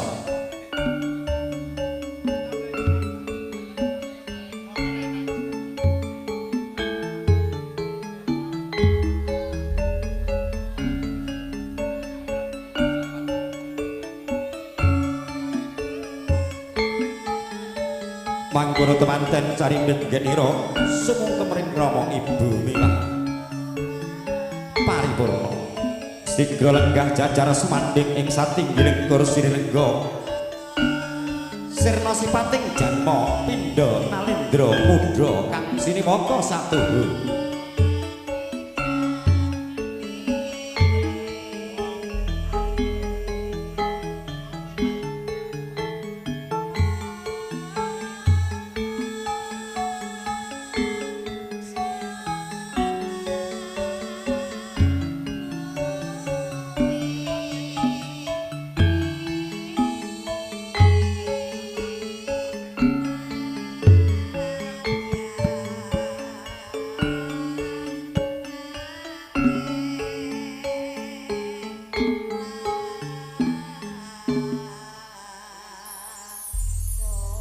para bini sesepuh suprabasa kenging para tamu kakung miwah putri kanurmatan paripurna adicara panggihipun temanten kanthi lulus raharja nirbeda nirsambikala pramila ing mriki daya-daya kalajengaken adicara paring ular-ular inggih menika sepatah kata saking keluarga besar Jawi Bapak Sayaka dan Ibu Syekh Handayani.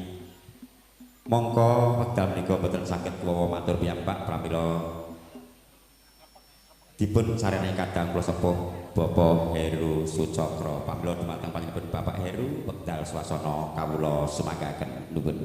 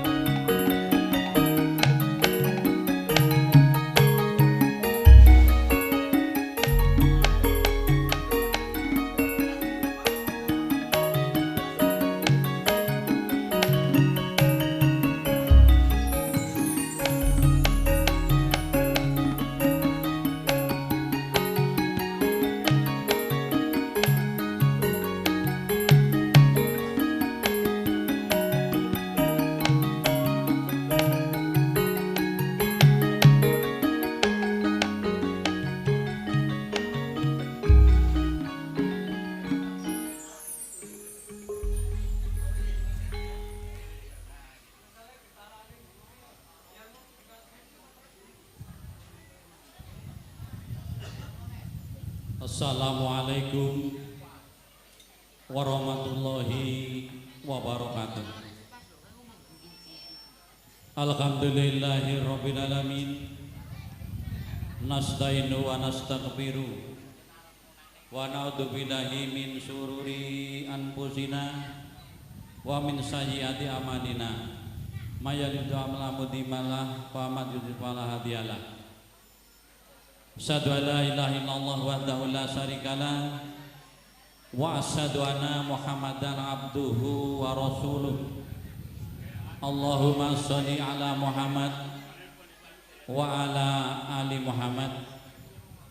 Ya ayyuhalladzina amanu taqullaha haqqa tuqatih wa la tamutunna illa wa antum muslimun wa taqsimu bihablillahi jami'an wa la tafarraqu wadhkuru nikmatallahi alaikum id kuntum adaan wala fa baina qulubikum faswadu bi nikmati iwana wa kuntum ala sabrati minan arfa'at qadahu minha kadzalika yubayyinu lakum ayatihi la'allakum tahtadun.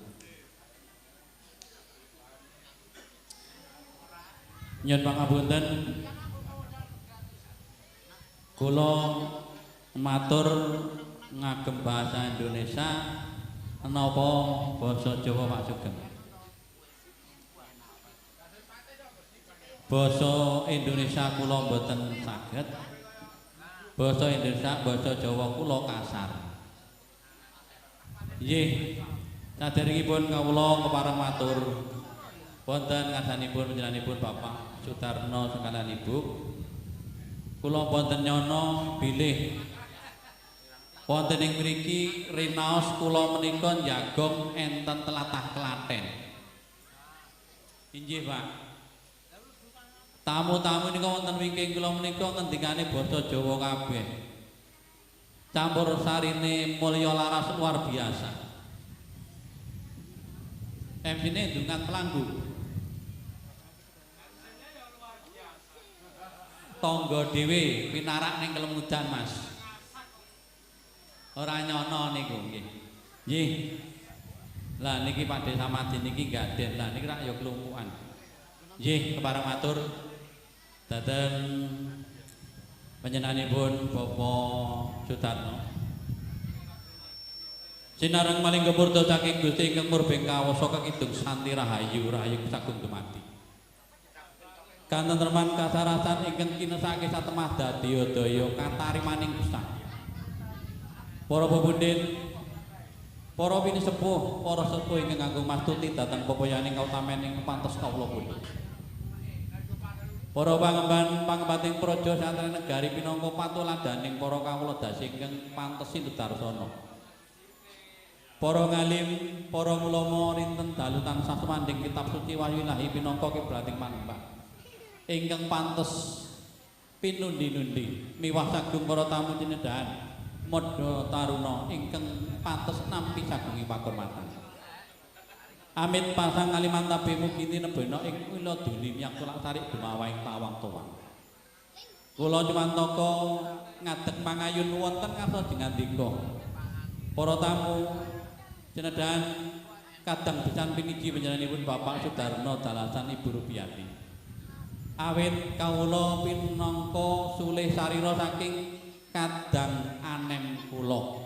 Inggih menika adik kula sayaka sarimbit Sih Handayani bojonipun. Wonten ing mriki kepareng kawula pinaringan wekdal sekedhik. Kepareng matur nyuwun pangapunten Pak Samadi. Kula mboten saged ular-ular. Mengke nek kula ular-ular niku malah kleru. Ngilmune kalah kalih Pak Samadi. Pak. Nggih. Wonten ing mriki kedhik kepareng matur dhateng panjenenganipun ingkang winangka pakurmatan panjenenganipun Bapak Sudarno dalasan Ibu. Kawula sarubungan saking Desa Bulusan, Kecamatan Karangdawa, Tlatah Kabupaten Klaten bersinar Jawa Tengah. sowan wonten dalemipun panjenenganipun Bapak Sutarno. Nyun pangapunten wonten ing ajeng sampun dipunaturaken menapa to ingkang dados wigatosipun panjenenganipun adik kula Sayaka sowan wonten dalem mriki. Namung saderengipun kula anjangkepi bilih rikala manten panjenenganipun adik kula Sayaka dalasan Syekh Antayani. Kepareng dodok rining panjenenganipun Bapak Sutarno kepareng angkemangalaken balung kapisah. Kepareng jodhaken putra kakungipun ingkang sesilihipun Imron Bagus Sayekti ahli madya arsitek. Ingkang kepareng anjantu krama Roro Ayu Indah Pujiastuti ahli madya farmasi. Golong gilingi ngrembug antawisipun adik kula Sayaka kalian Bapak Sutarno wis saged tinampi kanthi sae. Ingkang menika kala wau wanci tabuh sanga 3 dasa sampun kaadanan ijab liwah nikah suci. Ingkang menika kula sabrayat saking adik Sayaka ngaturaken agunging panuwun lan kula sabrayat kula nuwun wonten ing tlatah Jalan Harimau, Kecamatan Makassar, Sulawesi Selatan. Bapak Ibu tamu sinedahan kadang werda, panjenenganipun adik kula Sayaka saestu boten saged ngaturaken kula nuwun namung saged ngaturaken assalamualaikum warahmatullahi wabarakatuh. Mugi sih widoso saking ngarsa dalem Allah tansah sinarengan sinanding baraya ingkang hamang kukarya wonten ing hari kangge menika lumeberipun dhateng adik kula Sayaka sabrayat. Mugi purwa madya dumugi wasana anggenipun marbya suta marbya siwi wonten ing hari kangge menika tansah sanding dateng karayon katentreman lancar ingkang senedya jumbuh ingkang kinayuh. Ingkang salajengipun Bapak Sutarno panjenenganipun adik kula Sayaka sagutra wonten ing mriki sowan tebih saking Klaten Jawi Tengah. Kala wingi sampun dipun angkah supados boten wonten ingkang nguciwani sowan wonten dalemipun Bapak Sutarno. Namung tibaning padha baraya saking adik kula Sayaka wonten bab-bab ingkang boten nuju prana wonten ing penggalihipun baraya panjenenganipun Bapak Sutarno ingkang menika lumantar kula panjenenganipun adik kula Sayaka namung tumadah nyuwun agunging samudra pangaksami.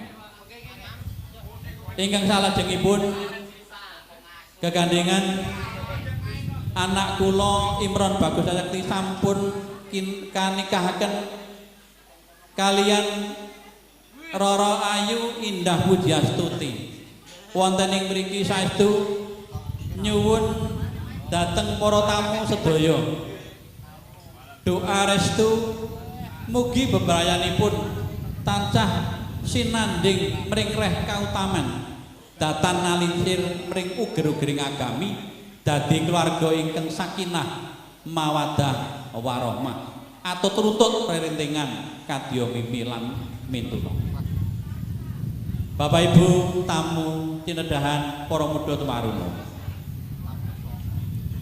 saderengipun panjenenganipun Bapak Sayaka sarimbit dalah gotrah ingkang kepareng sowan wonten ing mriki saestu namung pengin nderek ngestreni anggenipun panjenenganipun Bapak Sutarno kaliyan Ibu kepareng mahargya teng putra.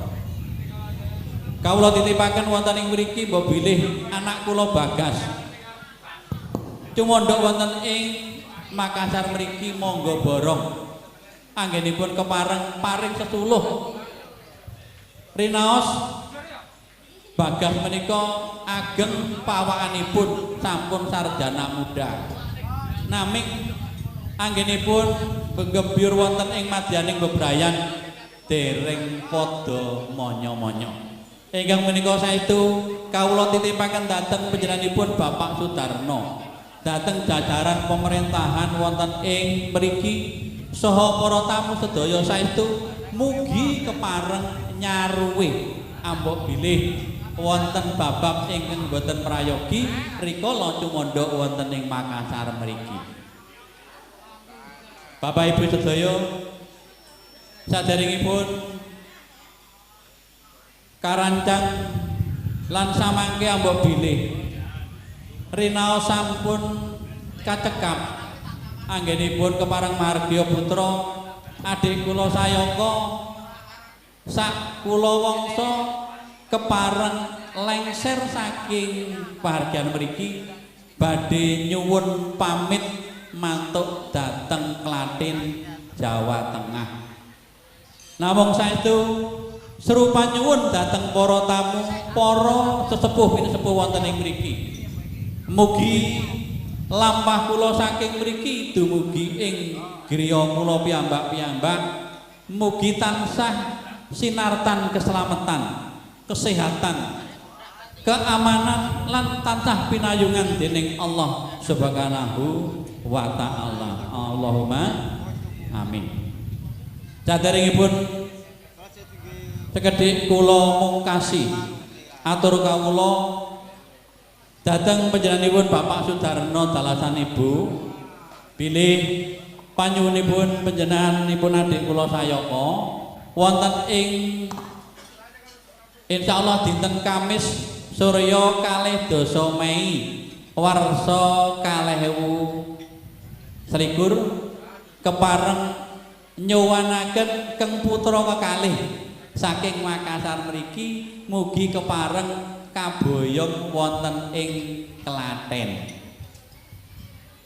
Namung saderengipun kawula mungkasi kepareng kala wau wonten kedhik Mas Pambiyawara kepareng kula nyuwun pangapun ular-ular kedhik ya sak gaduking pangertosan kula gandeng kula panjenengan niku piyayi Jawa. Aku tak ngomong karo ponakku Bagas karo ponakku Endah. Saniki nyuwun pangapunten Pak Darno niki dados keponakan kula. Mula kula nek njeluk nggih Endah mboten napa-napa. Ngene Gas karo Endah. Sira dadi nganten sesuk bakale ketemu ning nggon keluarga. Wong wis dadi nganten niki sing napa niku mantan-mantan nganten nggih angsal midhangetaken. Wong wis bebrayan niku aja pisan-pisan nglakoni P3. Ampun nglakoni P3 sing siji. Wong omah-omah niku mboten bakal nek ngantek inggih menika mulus jan ayem tentrem tok ora tau padu. Nggih mboten Pak. Bu, leres mboten Bu? Padu niku nek cara rabies napa niku lawak sing Yogyakarta padu niku sikil papat didu. Nek kula mboten ampun nganti wong bebrayan Bagas karo Endah sesuk nek eneng masalah mergane napa antarane Klaten karo Makassar jane nun pangapunten saking cawas niki nggih wis beda. Menyatukan dua insan yang berbeda tempat dan kebudayanya akan lebih sulit tatkala Bagas karo Endah ora iso ngedem atine. P nomor 1. Sing nomor 2, Bagas dadi wong lanang aja pisan-pisan sira muni pegat. P nomor 2 pegat. Padu wayang rame mati muni kowe tak pegat aja nganti pisan-pisan sing kaya ngono. Awit nek ngantek sira ngomong pegat geneping 3 sing ngeneng kene mau ilang syarate surate dadi budar sing omah. P nomor 2. P nomor 3 niki wong Jawa melih Endah sanajan piye kahanane ana ing sesuk insyaallah diboyong ning Jawa Bali cerak karo Mbah Putri. Ning kono nek ning masalah ora keneng purik. Purik kalih inggih menika matur ten Makassar. Wah men, au disengeni Mas Bagas wae tak bali nang Makassar. Adoh bakal digolek. Nek jeneng tresno niku adoh tenan mboten masalah. Wong niki Piyayi Nun Sewu, Piyayi Jawa Tengah kathah sanget. Ingkang menika Bagas sesuk tekan ngomah apa mengko dibuka surat Al-Baqarah ayat 42. Unine gampang. Wala talbisul haqqo bil batili wa taqtumul haqqo wa antum ta'lamun. Kabeh padha ngerti. Sira ngerti elek, sira ngerti apik. Nek sira wis ngerti iki elek iki apik, aja sira pisan-pisan dicampur adukke. Nek dicampur adukke sira bakal nutupi barang sing ala. Cukup semene Bagas. Pak D, ngene sing maringi ular-ular karo kowe. Saestu dhateng para sepuh, para sepuh, para tamu sedaya, mohon doa restu. Mugi bebrayanipun jodohan ponakan kula Bagas kalih endah menika saestu saged langgeng tentrem ayem tansah sinanding rejeki ingkang halal ingkang barokah kangge tumuju wonten ing tanah suci Mekah. Allahumma amin. Sedaya kalepatan Pak Darno kalian Ibu dateng Pak Samadi saestu nyuwun pangapunten ngenamung mekaten growal-growol grontole Jawa nek campuri kambil rasane enak banget. Nyuwun pangapunten Pak MC King Pelanggu bendungan pinarak nang udan sesuk ketemu ning ngene mantenan mboten napa-napa kaliyan. Mas mulya laras saestu matur nuwun sanget ingkang sampun kepareng nggih menika paring hiburan dhateng keluarga ing mriki saestu benjang siang kula sak brayat nyuwun pamit. Saestu mugi sedayanipun pinanggih wilujeng wonten ing mriki lan ingkang badhe lumampah. Assalamualaikum warahmatullahi wabarakatuh. Nuwun.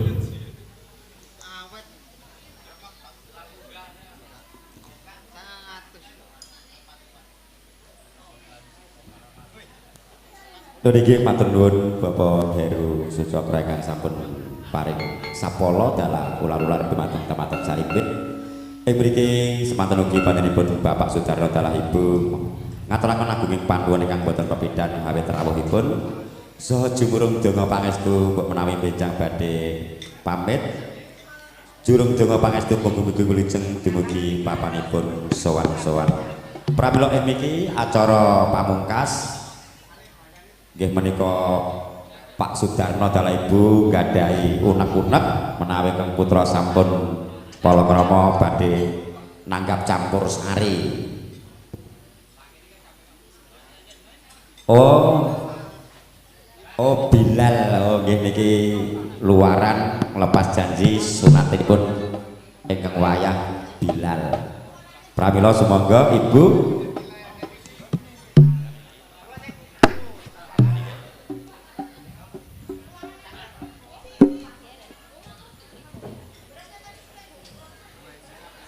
monggo Masri dipun siapaken tan ana danyang kang omong motangi janma kang anake luar panyuwun Bapak Sudarno dalah Ibu.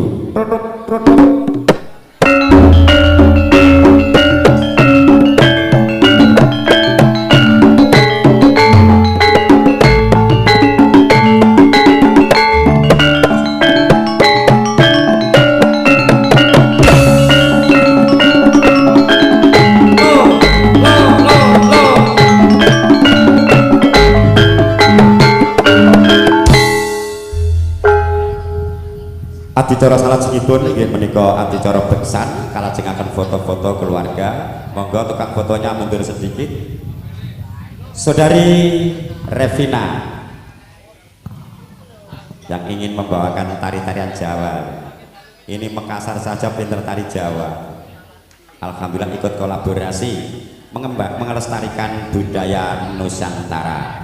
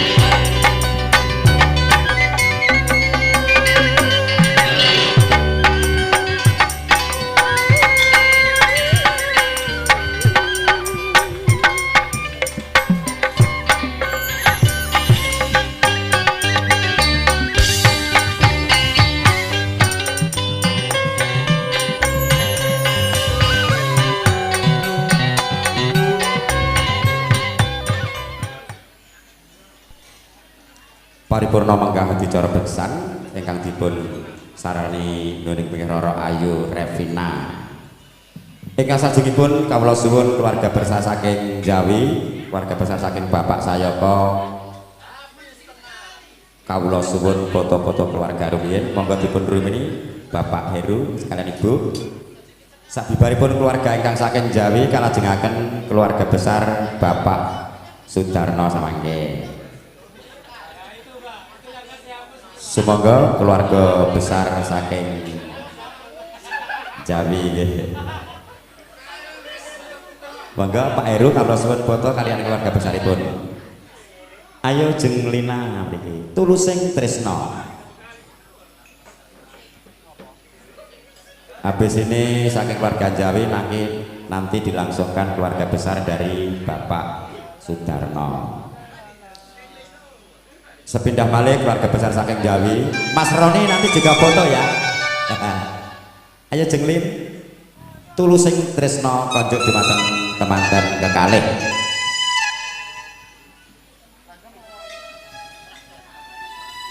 Wes awan cah sragen ke yo.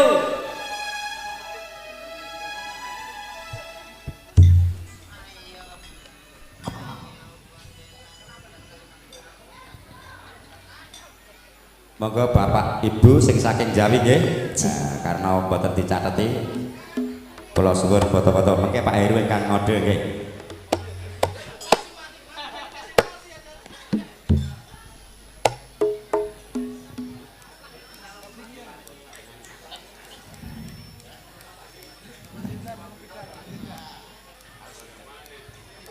Monggo Mas Ri macem lon konjuk dumateng sebelah mempelai sumrang para tamu tulusing tresna.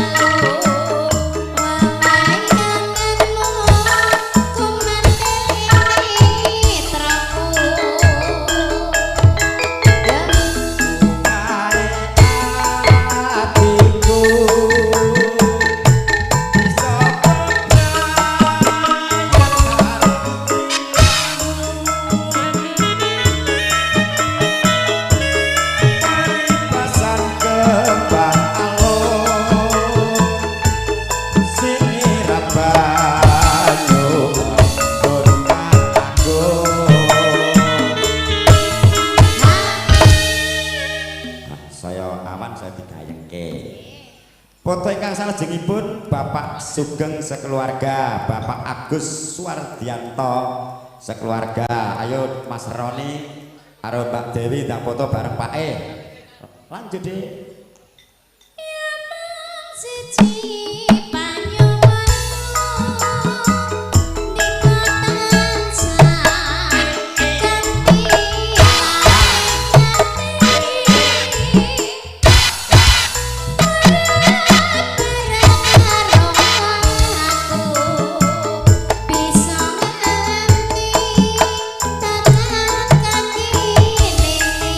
Mulya laras.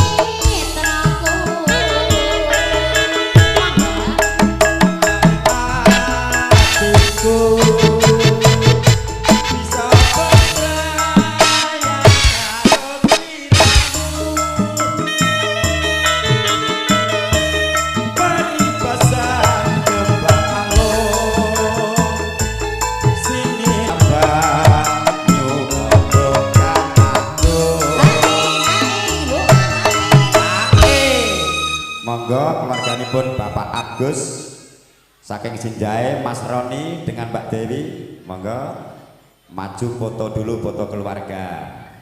Monggo jeng ditelasake.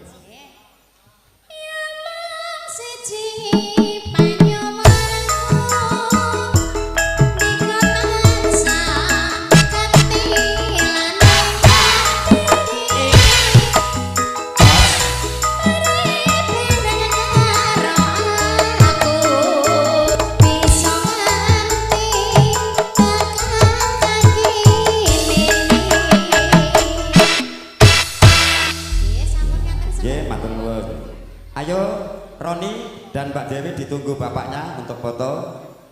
Ya, dari keluarga Sinjae, Mas Fajar.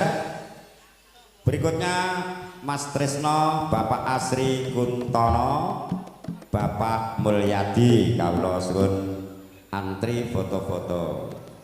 Salajengipun badhe kula timbali keluarga besar saking Jawi. Mas Roni cepat sedikit. Ya. Roni paslah.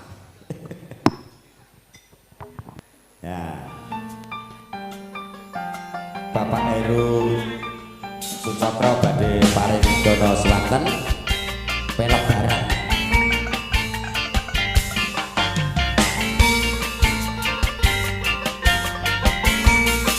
Ayo Dok Dewi.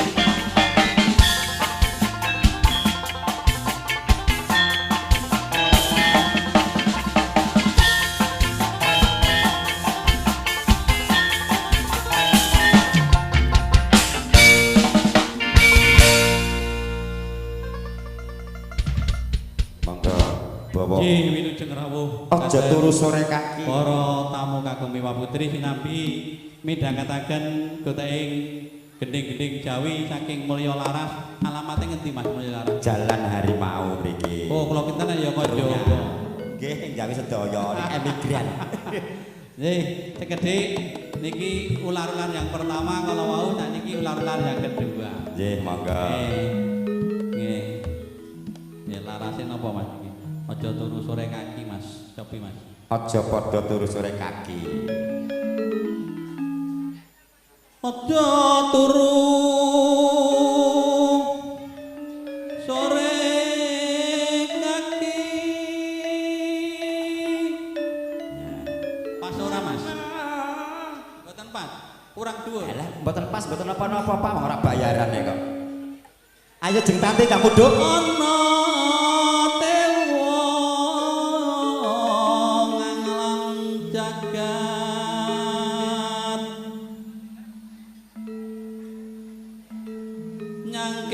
pokor kencanane.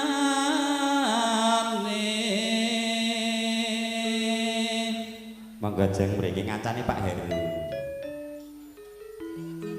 Isine donga tetulang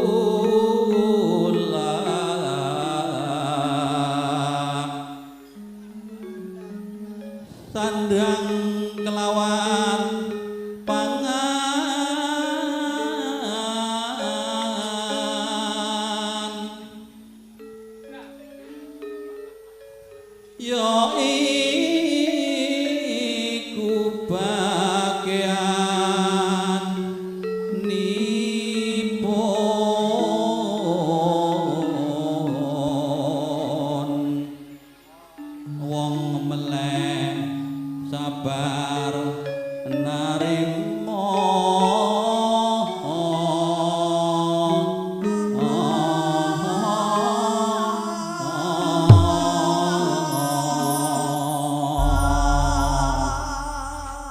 Sri Uning ya iso Mbak.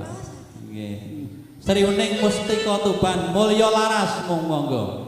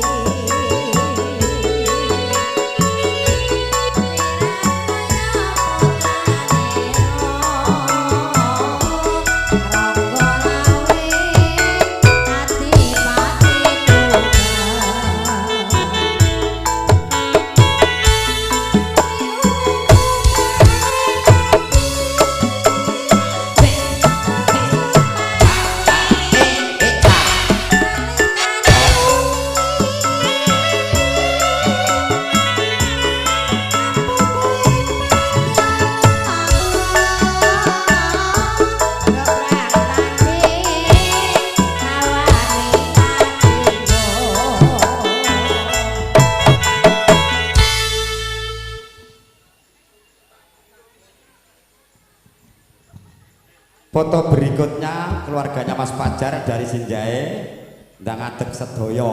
Nah, dijukuk gambare ning aja nggo gawe KTP ya Mas. Iki tak nggo kenangan. Betul lah. Dintekne. Asik.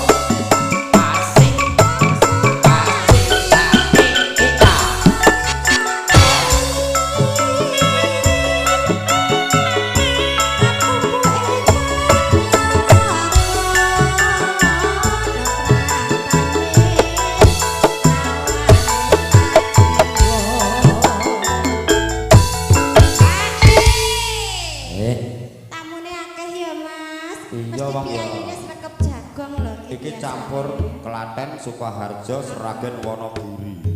Tambahan Jawa Timur sebagian. Ayak ramot-ramot loh Mas kayak mau. Ayo. Entek nih. Enggak pelenggu ngono kok kelangan dompet neh Mas. Enggak, aku nek nyawang kowe jan. Nyopo Mas? Ayo ayo nek yo celuk gak piye. Mangga jeng ditelaske.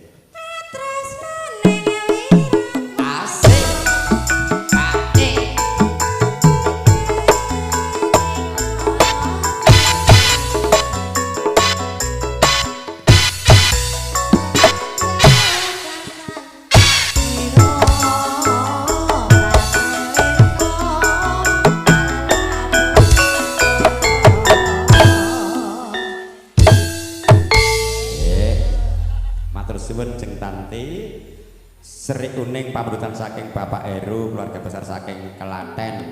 Iki mudan tangga dhewe kulon desaku kok. Berikutnya permintaan dari Sukoharjo. Tak urutke kok agek Mas Bowo, agek Pak Samadi. Dari Mas Punjul. Iki Masne IP Mas Copet iki. Mudang anak Lin, monggo iki jatahmu. Dipesen iki kudu Lina sing nyanyi no. Streaming langsung dari Sukoharjo Makmur. Ngudang anak.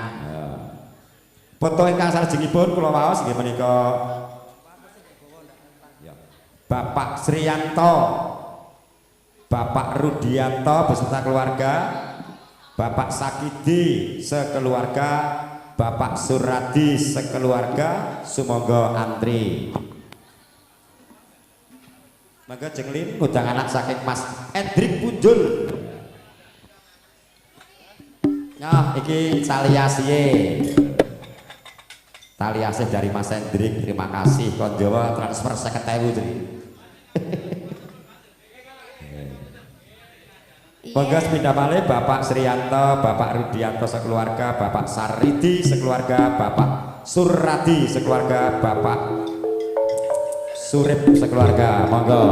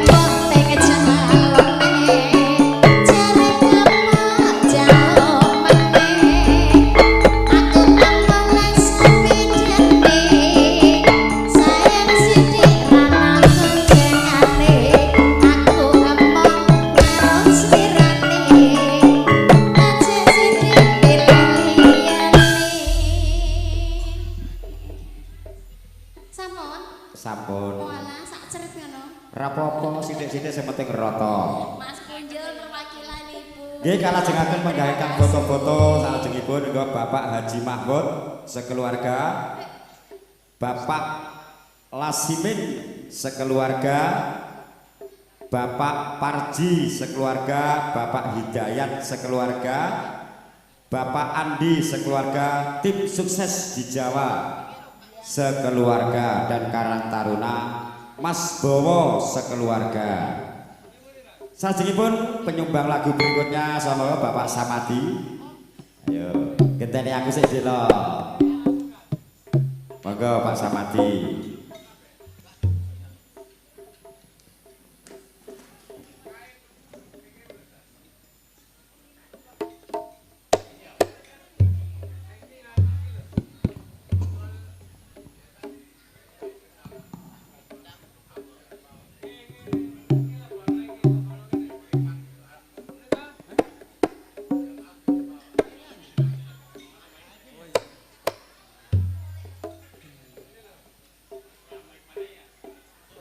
Terima kasih buat tamu undangan yang siang hari ini sudah hadir di acara pernikahan dari Bapak Sutarno dan Ibu Rubiati. Dan sekali lagi saya ucapkan kepada Satgas Covid yang diketuai oleh Bapak Joyfried pada siang hari ini sudah hadir di tengah-tengah Anda sekalian. Mudah-mudahan acara pada siang hari ini aman, lancar, dan tertib semuanya. Jadi sekali lagi kami menghimbau kepada Bapak Ibu sekalian, kita harus ikuti protokol kesehatan COVID karena itu himbauan dari pemerintah harus kita jalankan dan kita ikuti protokol COVID-19 supaya kita dalam mengadakan acara siang hari ini aman dan lancar semuanya. Terima kasih. Kepada Bapak Joytri dan stafnya kami ucapkan terima kasih.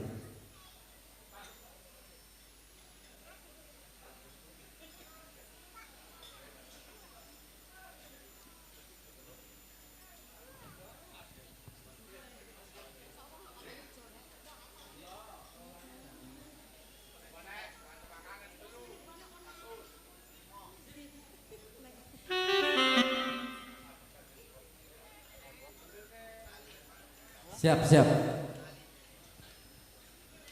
Konjo atur dumateng sedaya mung rawuh. Kula aturi lenggahing sekeca kalih Nabi ngatur paraga-paraga ingkang sampun dipun pitatosaken kang pihak panitia.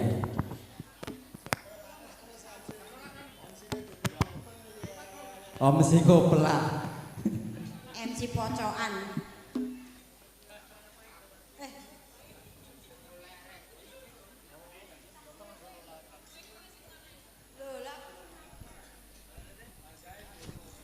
Kaleman.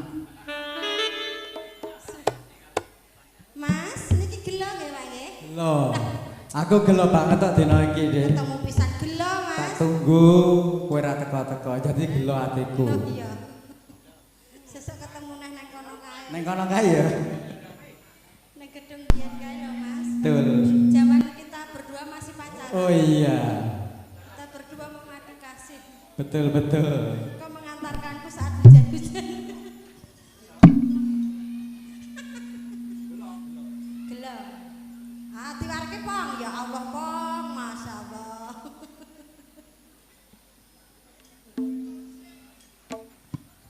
Wali bersama Mulya Laras sugeng hamidah ngetahaken campur sari menika nggih Bapak Ibu sedayanipun. Campur sari Muryarya didukung sound system Trisno Video. Video syuting. Siapa mau membayar silakan, bayar belakangan juga boleh. Di kredit bisa.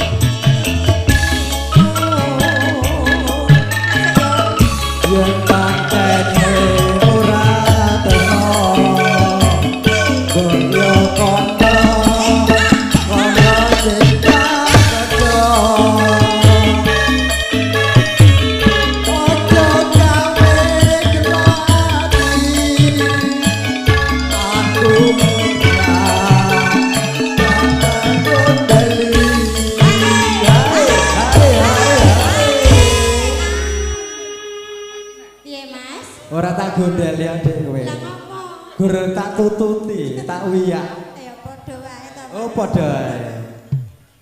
Kaya ngene lelakonku.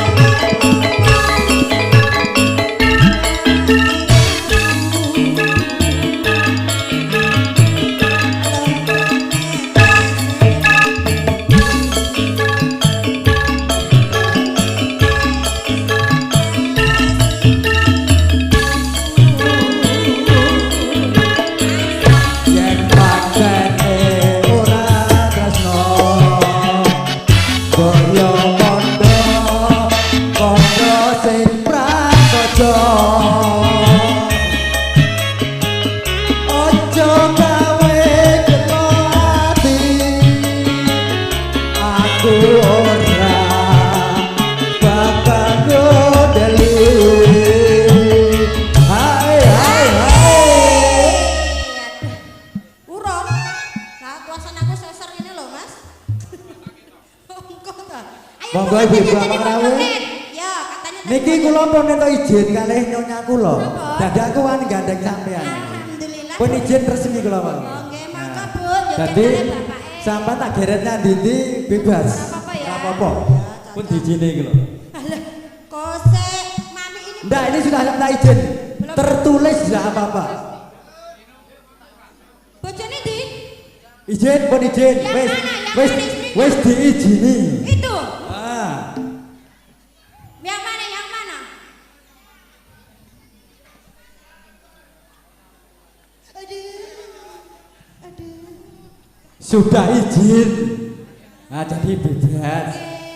Alhamdulillah, muga-muga nggih. Penyanyi koplak ya wis ngono kuwi. Oh, glo jikone glo. Sawerane. Tak kira jikone bae gatel. Lah digapake to?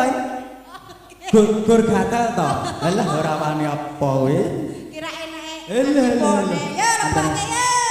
Kaya ngene lelakonku. Yen apa ada ketemu. Yen pancen ditinggal gawe kesok ati salawase.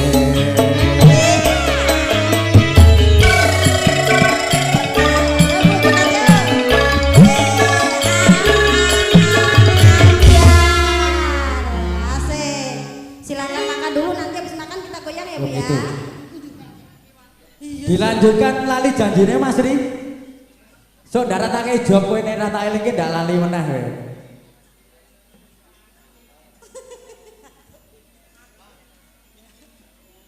Niki mau Jadi sekali lagi saya himbau kepada Bapak Ibu sekalian, kita harus bisa menjaga protokol COVID. Kebetulan ini saudara saya Pak Cerbi di bagian Satgas COVID sudah di sini semua.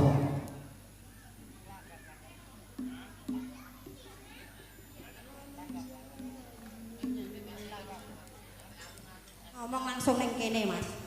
Iki jenenge adah kondo. Oh, ada kode. Kok gedimen ya? Kayak gonamu Mas. Oh, marah aja. Monggo Mas lali janji. Ada kode katanya. Lali janjine jare Mas Ri. Kembali ngoyo-ngoyo laras.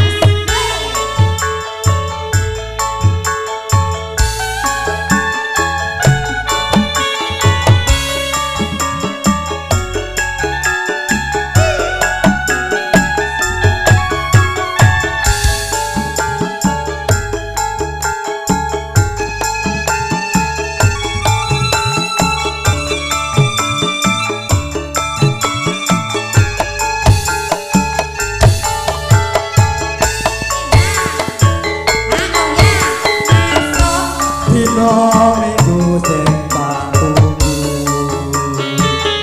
kowe ngajak neng tawanganmu, ngantil licin srengenge ono kene aku nunggu kowe.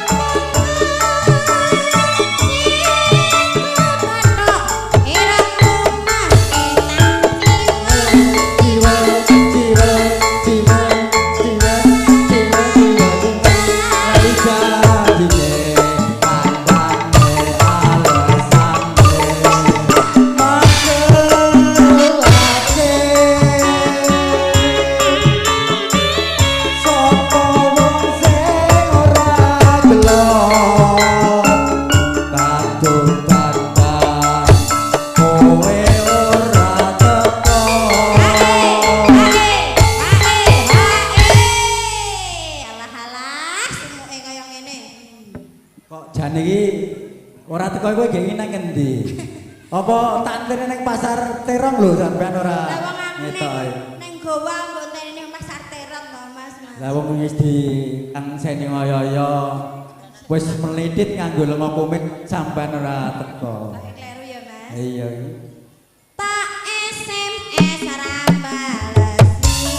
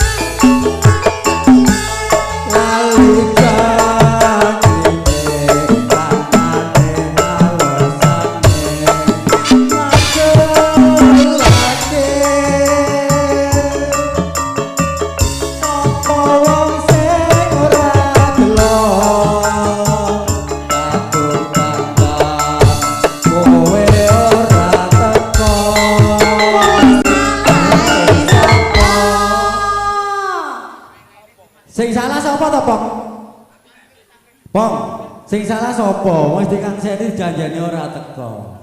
Senengane gawe geloro gawe cuwa wae. Jan-jane kowe nanti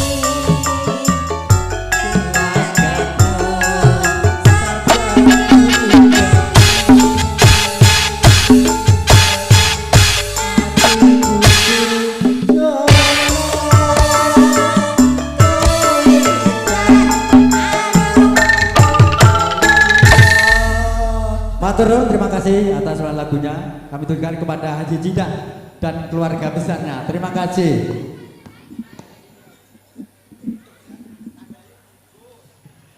Dan iki matur nuwun Bapak Samadi, penggerak dari HPPK, keluarga besar pemuda-pemudi Klaten.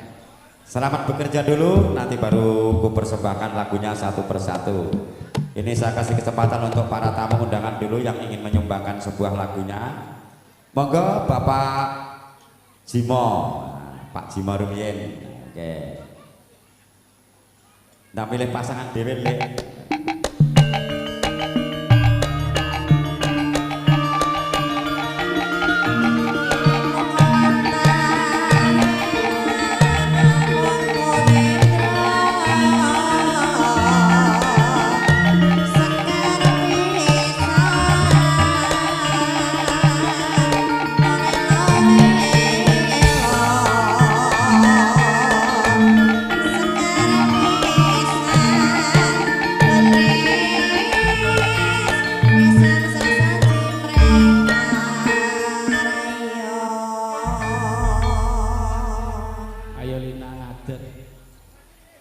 Titip tresno Mas.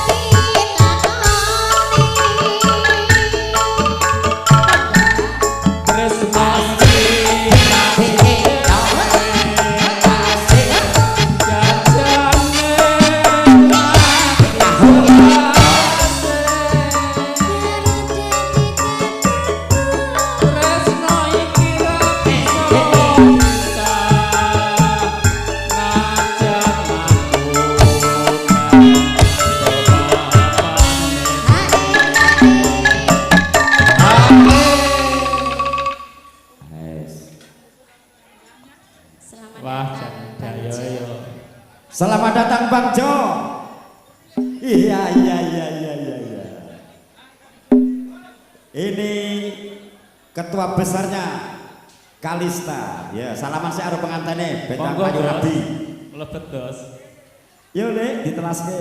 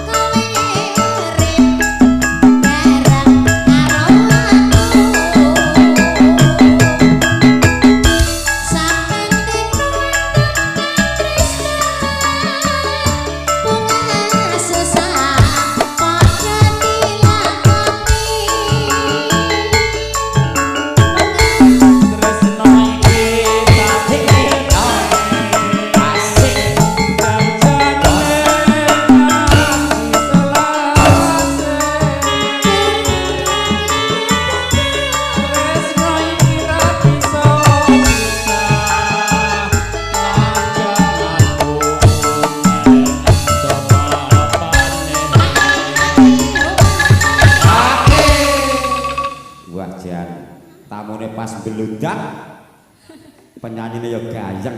Aku sampai bingung aku arep manggone endi. Ah, sing penting desel-desel kono ora apa-apa. Mangga Jen. Mangga. Pamujiku marang Asik.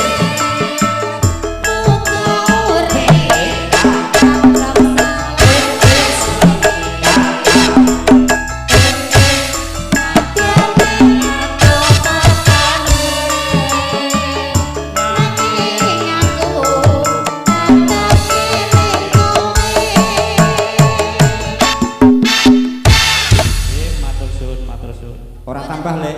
Tanduk biasane tanduk. Tambah sik sitok rojeng. Iki nek ra rojeng ora mantep iki. Ya sitok engkas pake Mas Sukino kok MC-nya Kalista ya arep nyanyi. Engko Mas bawa bar maghrib. Aku Mas. Asik.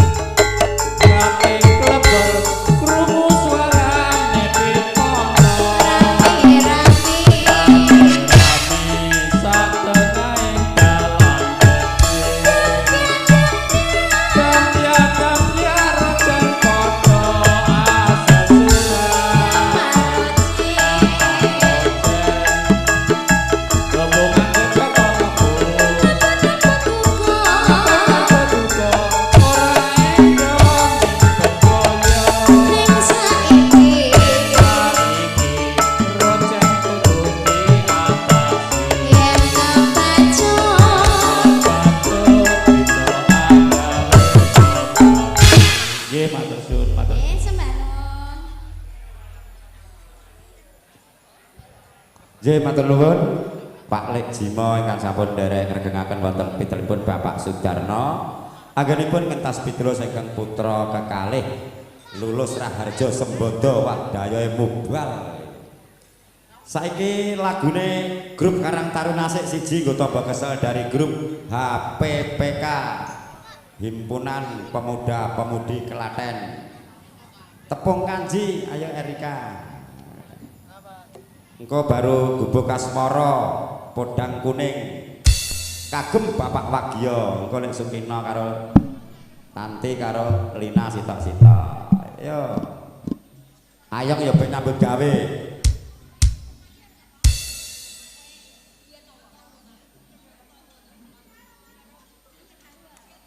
Tinteng Sri, Tinteng Sri.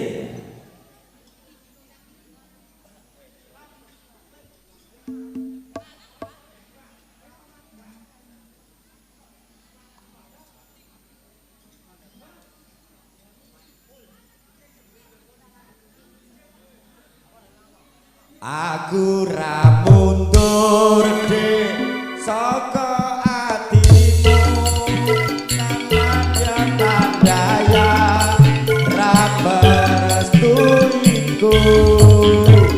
kaya tepung kanthi nek dhuwur meja Gusti marengi wong tuwa iso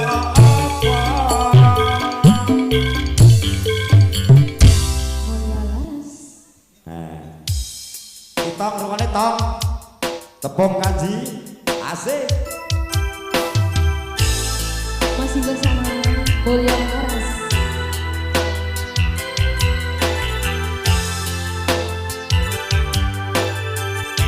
Ayo Pak Jumadi kuae dole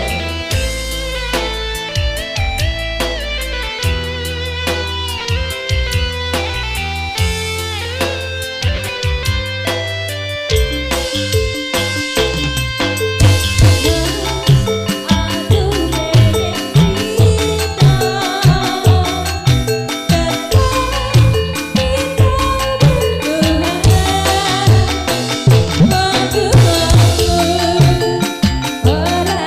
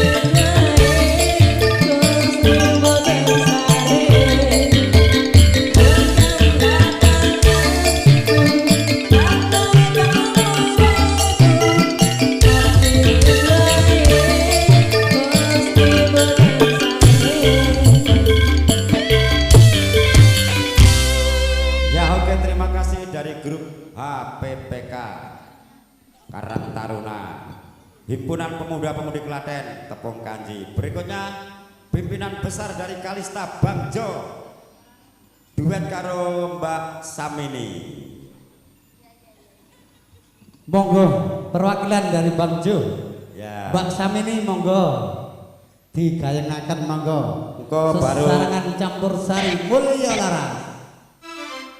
Monggo Mbak Samini duet kalian Mas